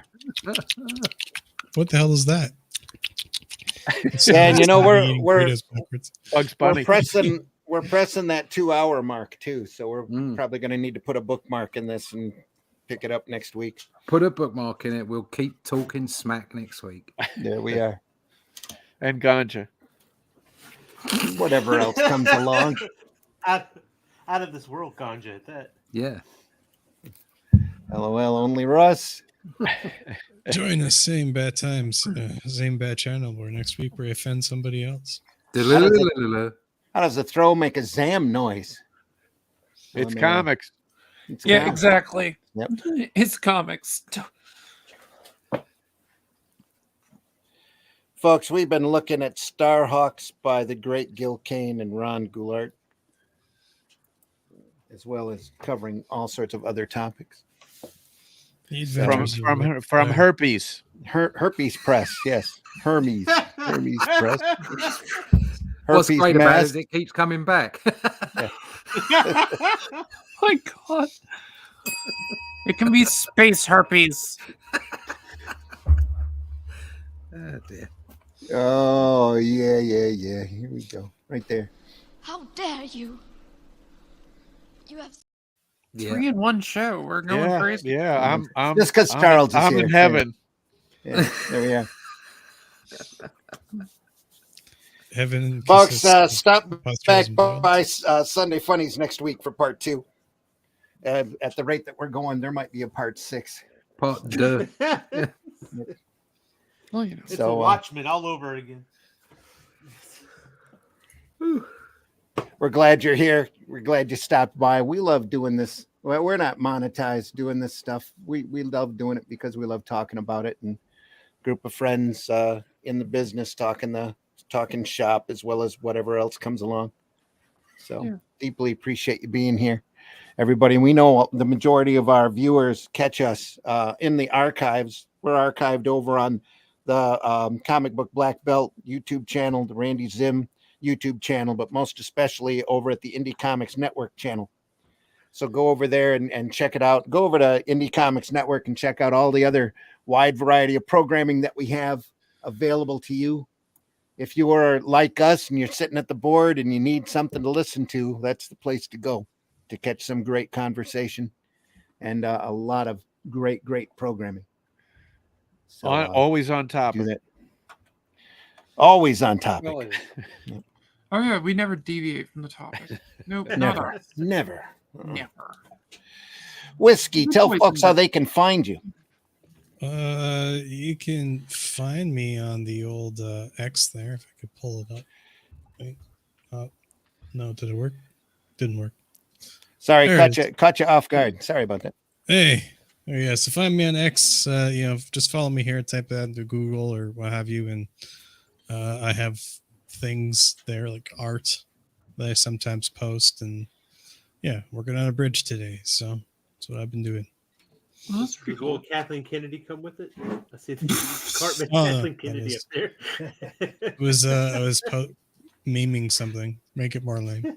Why don't you put a chick in it? Chicken in it, make her gay. Put a chick in it and make her lame. Yeah.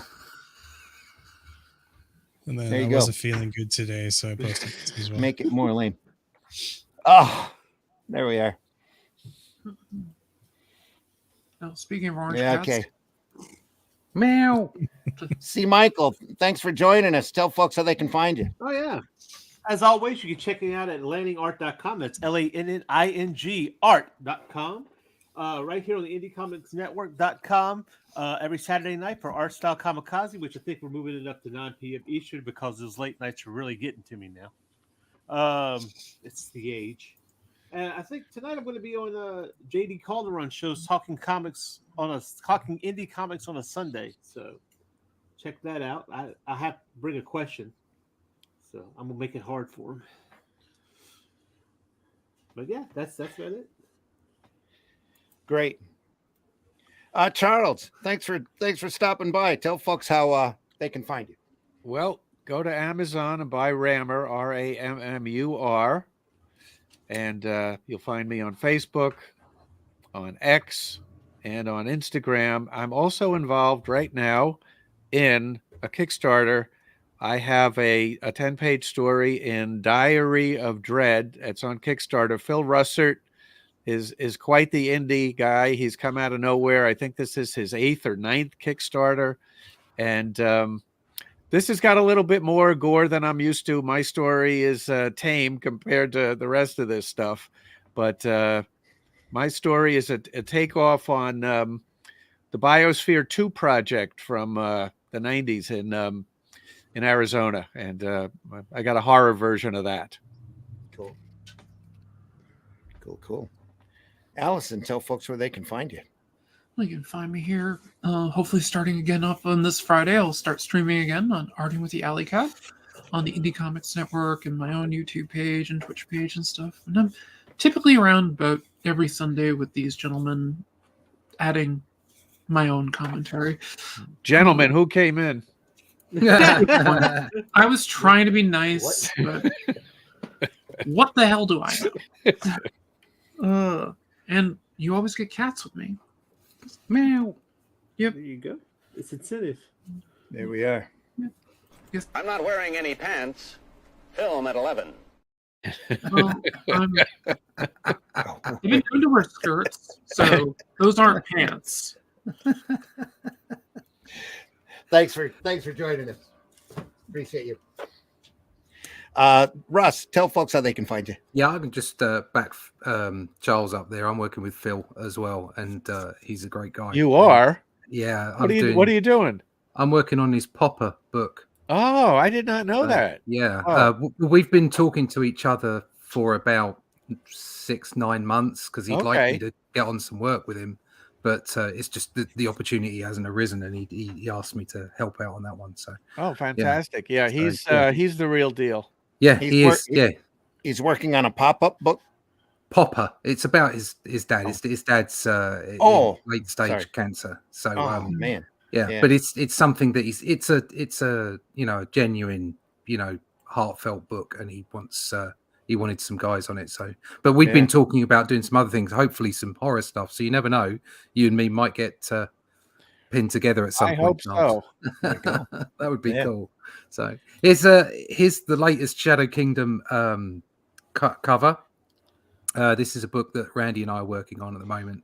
And this is the sketch for hopefully a painted cover. So we'll see how that goes. Randy's got to go away and find out how much. Yeah, we'll see. But yeah, that's the sketch for it. But the ink's coming on. That's my inks for an alternate cover. But the pages are coming together. Oh, nice! That's beautiful. Some very good textures. Yeah, really, doing something a bit different for me. There's a nice nighttime section there, some horses, and this was nice. So that's all coming together now. So I've got one just here actually that I did this morning. It's not quite finished, but close. So you can see the kind of work that's going on there. Oh, look at that. Yeah. So he's looking out the window. You can see the kind of stuff that's happening. So that looks great. It's nice. It's a bit of a departure from my other styles, but that's great.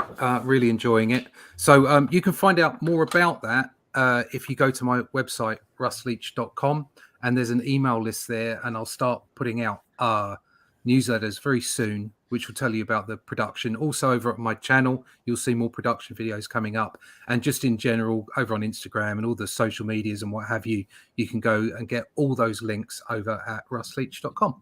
Okay. russleach.com. We're adapting the Shadow Kingdom by Robert E. Howard. It's the first recognized American sword and sorcery story, and it's in public domain. Yeah, and we're having great fun doing it.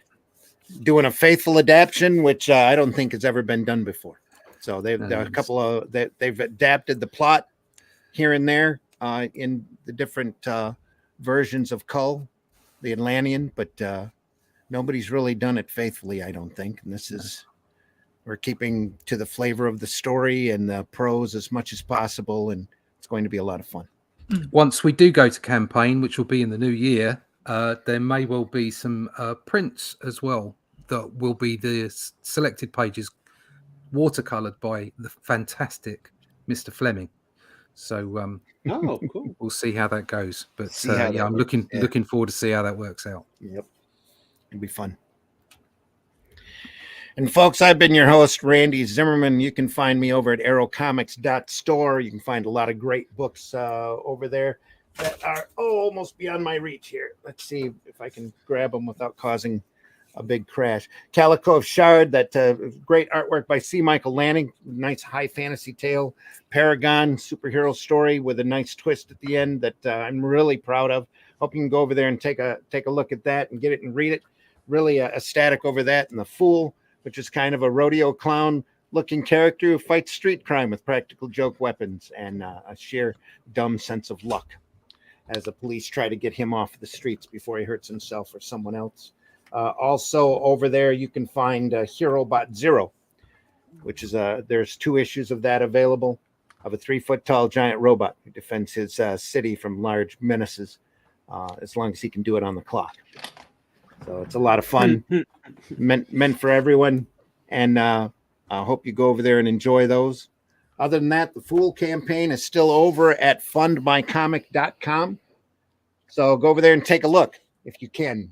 Look at those other campaigns over at fundmycomic.com as well. There's all sorts of great campaigns over there, a lot of quality work being offered, and there's more campaigns being posted all the time. While you're there, take a look at Soul Tac 4 from Arrow Comics, also AR-13L, the Little Mermaid, over there as well. Both of those are Arrow Comics campaigns that are going along quite well. Stop back. What? Go ahead, Charles. One more time with Greta. One more. Well, yeah, before we leave, I promise. Thank you. Right. Stop by Friday morning, 5 a.m., Comics by Night. We're going to be looking at Black Mark and continuing that great tradition of Gil Kane that we've had the last couple shows. Gil Kane's Black Mark, available over there. Fantagraphics has done a phenomenal reprint book of that a few years back, reprinting both of the Black Mark stories. Great work by that. Stop back by next Sunday morning at 9 a.m. for more Starhawks as well. We'll get into that.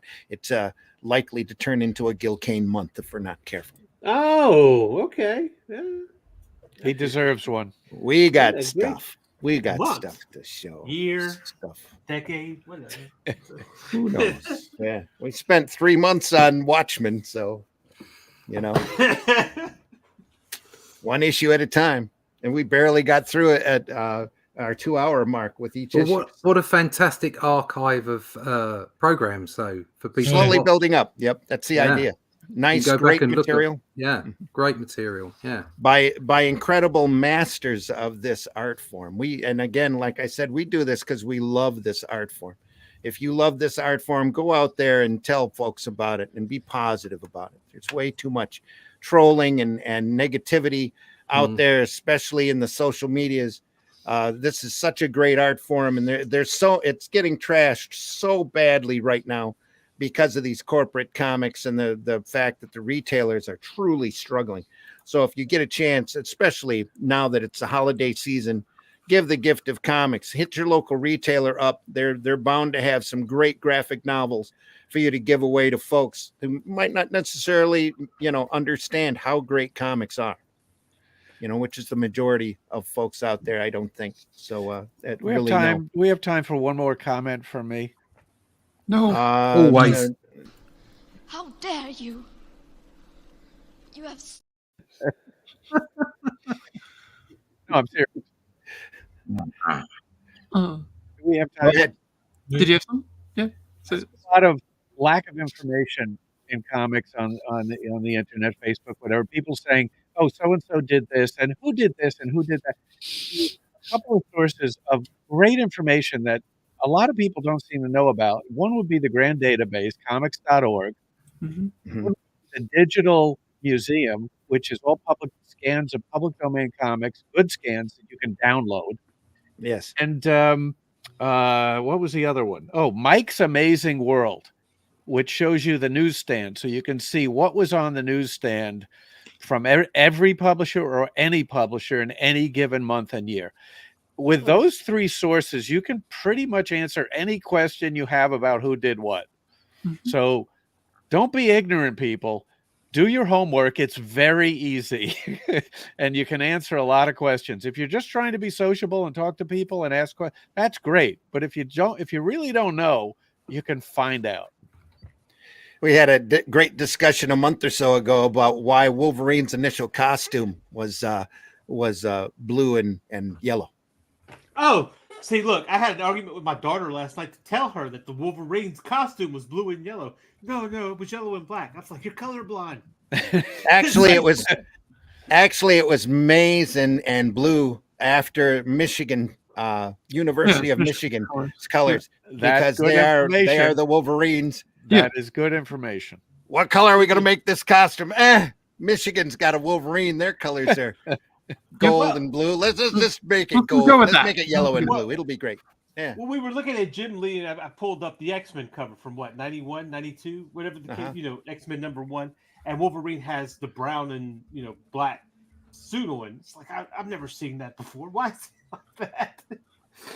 And so it became a whole. He changed into that when the X-Men run when he was in space, and I think they did that to make him look more like the Legion of Superheroes Timberwolf. Oh yeah, character made him look more woodsy and less tigery.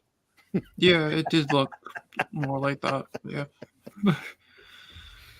Folks, go visit your local retailer. Check those boxes out closest to the floor. There might be a little bit of dust on them, but there's so much great gold in them there hills. You'd be amazed at what kind of fun and great comics that you're going to find there. So go visit your retailer and do that. And buy our stuff.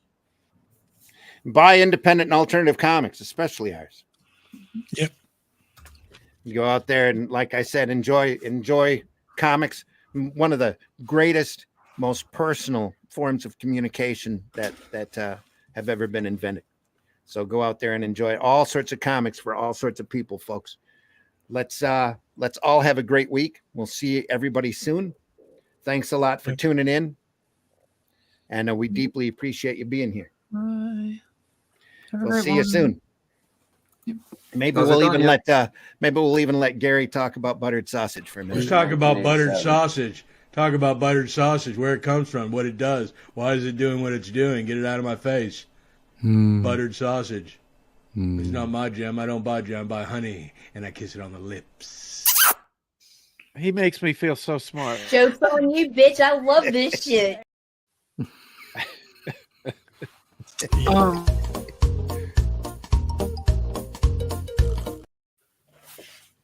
Something? Oh, yes. I was trying to, then I got cut off, and I thought that was far funnier. But Sorry. What were you saying? Yeah, I was going to say that whenever I hear him speak, my brain cells aren't so much as dying, but committing suicide. Yeah. I hear you. Here we go. Yeah.